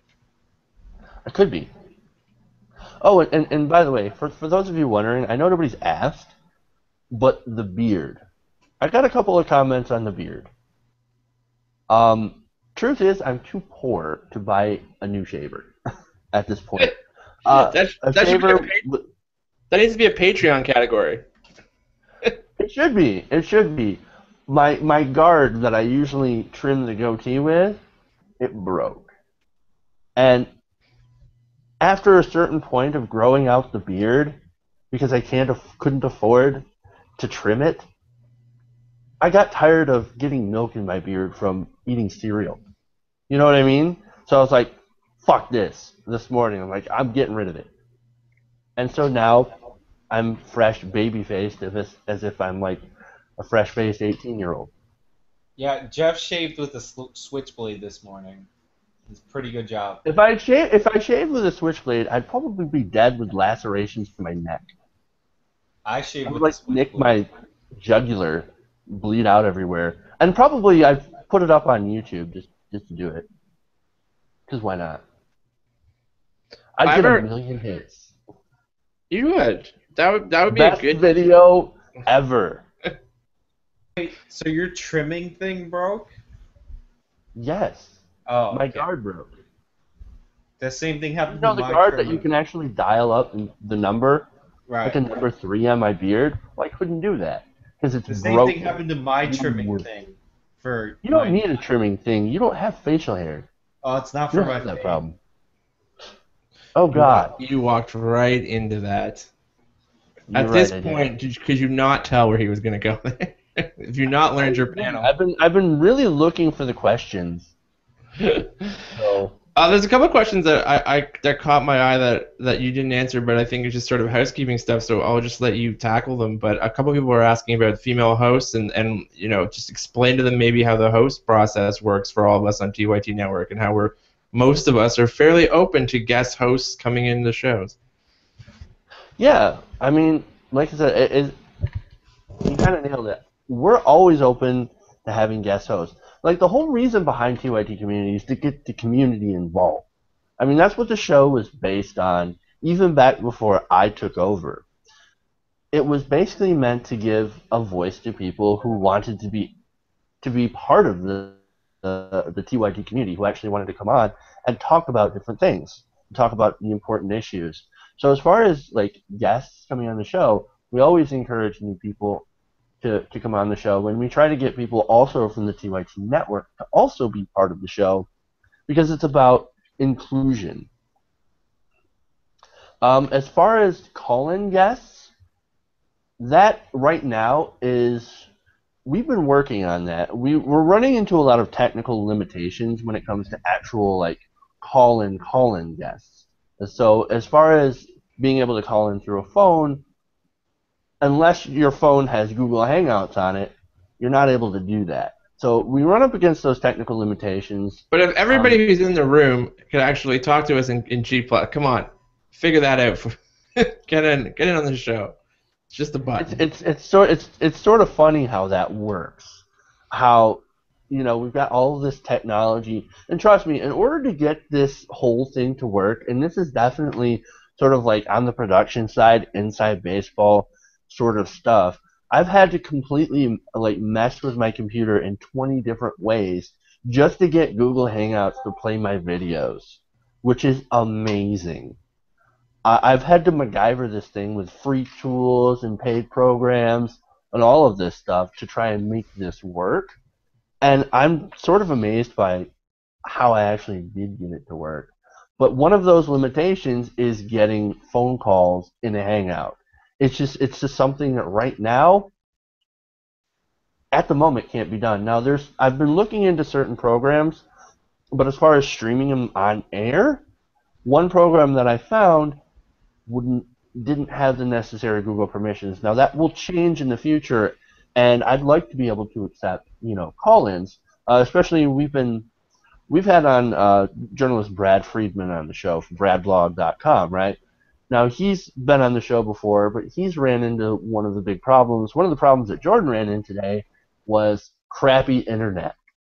So one of the problems with that is that he wouldn't be able to be on the show because his internet was so terrible. So he's like, well, if you can make it a call-in show, I'd love to be on. And I still haven't made it, so that I still haven't found out a way to make it a call-in show, which would be fantastic. Yeah, from a fellow host, if Google, when you're listening to us through the NSA, if you could do us a favor and and actually add that damn feature like 5 years later. That'd be fantastic. Because yeah, I agree. Like I've had to result in like doing that kind of stuff through Skype or FaceTime, recording it and then like putting it on our show as a segment or something. Like it's a huge hassle when people just want to like phone in and you have to like organize it, record it, and then redo it as a video just to let your viewers watch it. So yeah, that would be a huge deal. Hey Google, give us the ability to have call-in, because Blog Talk Radio and stuff like that allows that through it. You know, they have an own line set up, so that needs to be something that YouTube adds immediately. Yeah, and like I said, there's one app that's trying to make it happen, and there was something that was recently added, maybe, well, not so recently, but a couple months ago. It was like this Uber conference, but once again, that didn't have the ability, like it didn't have the clearance to do Google calls on air. It was like a legal thing, so it was disabled. But another issue. Can we just give everybody your phone number, Jeff, and we just have them live on the air? Speakerphone. Well, here's another thing. I'm broke, so I don't actually have a phone either, which is kind of amazing. Like in 2014, you're hosting a live show from your living room, but you don't have a phone. I love where we are. It's amazing, isn't it? It's amazing. But here's another thing too, is that we get a lot of like people asking, well, why aren't there enough women on the show? That's a good question, because I would love to have more women on the show. I can answer that.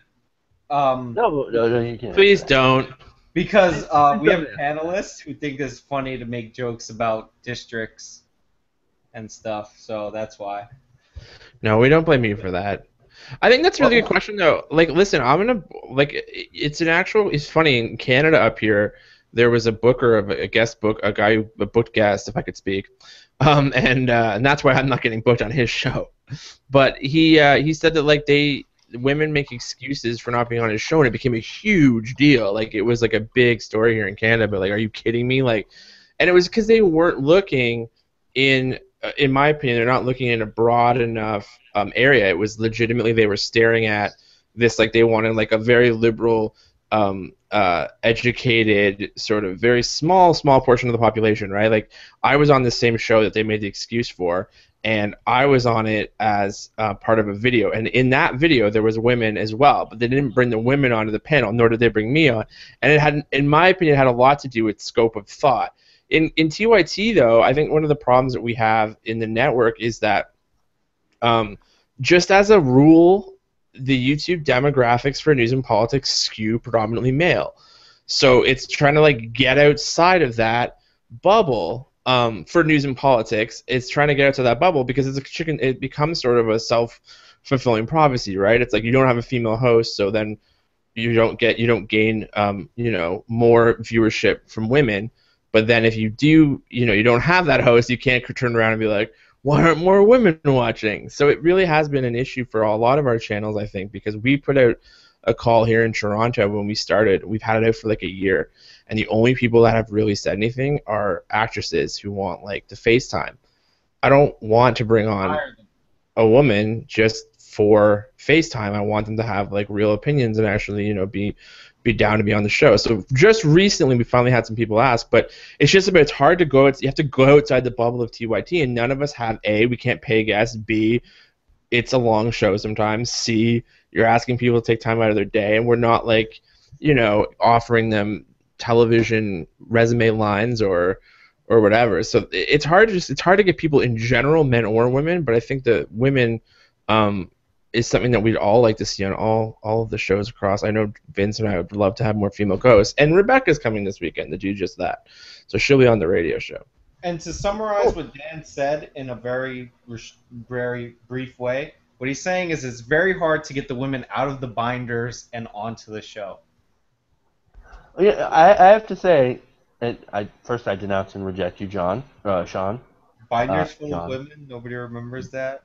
Yeah, the Mitt Romney, I know. Denounced and rejected. We did have a female co-host. Some of the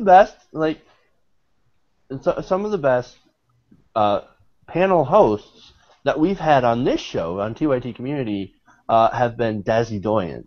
Now she's joined us several times during our first, during our like formative days when we all kind of sucked at our job, and Desi Doyen pretty much carried the show. She's fantastic. I love it when she's on the Young Turks, and it was an excellent discussion that we had with her on our show. We've had we've had Lisa Ferguson. I'm trying to think of the girl from Newsy News. Give a shout out to Ree at least again. Oh, definitely. Well, she's a host, and she does That's what I'm saying. Yeah. Job. I'm waiting for her to come back. I was going to save her for last because you saved the best for last. Oh, I'm sorry. So, big shout out to Ree. You kind of ruined it, Dan. Thanks. Sorry. I'm Thanks a guy. I'm a white dude. I ruin things a lot. Like I said, Lisa Ferguson from TYT University. She was an excellent panelist. I'd definitely love to have her back. For some reason, I can't remember. Like, I'm terrible with names as it is, but we had on the host from Newsy News. She was also excellent. Jackie. You had Jackie on. Jackie. Yes. Yeah. Jackie. Couple. She was excellent. Definitely love to have her back as well. I don't know why, but I blank on names sometimes, especially if it's been a long time. It's okay. We forgive you. With Gina Grad, she had also joined us here on the show. So, we've had a lot of women panelists. We definitely want more because we want more representation. And not just that, but we just love talking with people who are just generally smart people. I don't care who they are, as long as they have a good opinion and they're smart and they're capable. And these women are more than that. They're that was a rock star panelist. Definitely. I don't remember if you mentioned Rebecca Moore, but she was on. Definitely Rebecca. She was a rock star. Especially for the past couple of episodes that she was on. She was on last week, Thursday and Friday, and she came with facts, and she blew everybody away. So, just to be fair, I want to point this out because I do want to give you props, not to suck up to you on your own show, and also it's sort of just as patting myself on the back because I'm in the same situation. But to give us a nice circle jerk to end the show. You don't quite understand sitting at home like how much effort goes into these TYT shows. For those of us who have small sets, to those of us who have home sets, to those of us who are working in real sets, it is a ton of work. It's not a ton of cash. It's not a ton of any. It's really like if we were all doing this for money, the whole thing wouldn't exist. It was really inspirational, and if you got to see Mad as Hell, if you haven't seen that when it comes to your town, or if you haven't when it gets distributed widely, check it out because we saw it up here in Toronto when the TYT rolled into town at the Hot Dogs Festival here, and it really is inspirational. Like everybody started out like this. So for all the glitches and things that you see on these shows, bear with all of us because I'm telling you, it's a ton of work. Jeff puts so much work into this every week to get everything done, to get us all on the show, like wrangling cats. So it is. Sean. Yes, especially Sean. But everybody, your panel does a really good job of organizing stories. You have like a nice little group of people now and unfortunately Jordan's battery died, so that's where Jordan is, by the way, for everyone who's like, what happened to Jordan? Jordan, car charger. Remember that next time. Yeah, but Jordan brings such an awesome perspective. You guys have like you really do have a great, panel here going of TYT followers, listeners, and fans, as well as people who like to come on the show like me, who are hosting other TYT Network shows. So I really do hope people reach out to you and get you get more guests even on the show, because it's cool to see the different perspectives from people who are just average citizens who are really in the game. It's not somebody, we talked about this a couple of times I think on Ron Pacone's show on Monday, but just like the media is so filled with people who have no clue of how the middle class is dealing, or the people below that middle class wage, people that are working minimum wage. They're so out to lunch. The 50-year-old columnists who have been their Upper East Side apartments. So this kind of stuff's amazing to watch when it's actually real people talking about the issues that affect them, which was supposed to be that whole democratic idea in the first place. So I hope that more people find your way to your show. Yeah, because we're always looking on growing the base of people who want to be on the show. I mean, we want more people, anybody, to come on the show and to just have a good time, to talk about issues that are super important. And you know, maybe I won't host every time. You know, the whole idea is that this is your show. This is everybody's show. This belongs to the community, and I'm just kind of filling a spot. And I want everybody to know that the whole show is available to you. This is your show.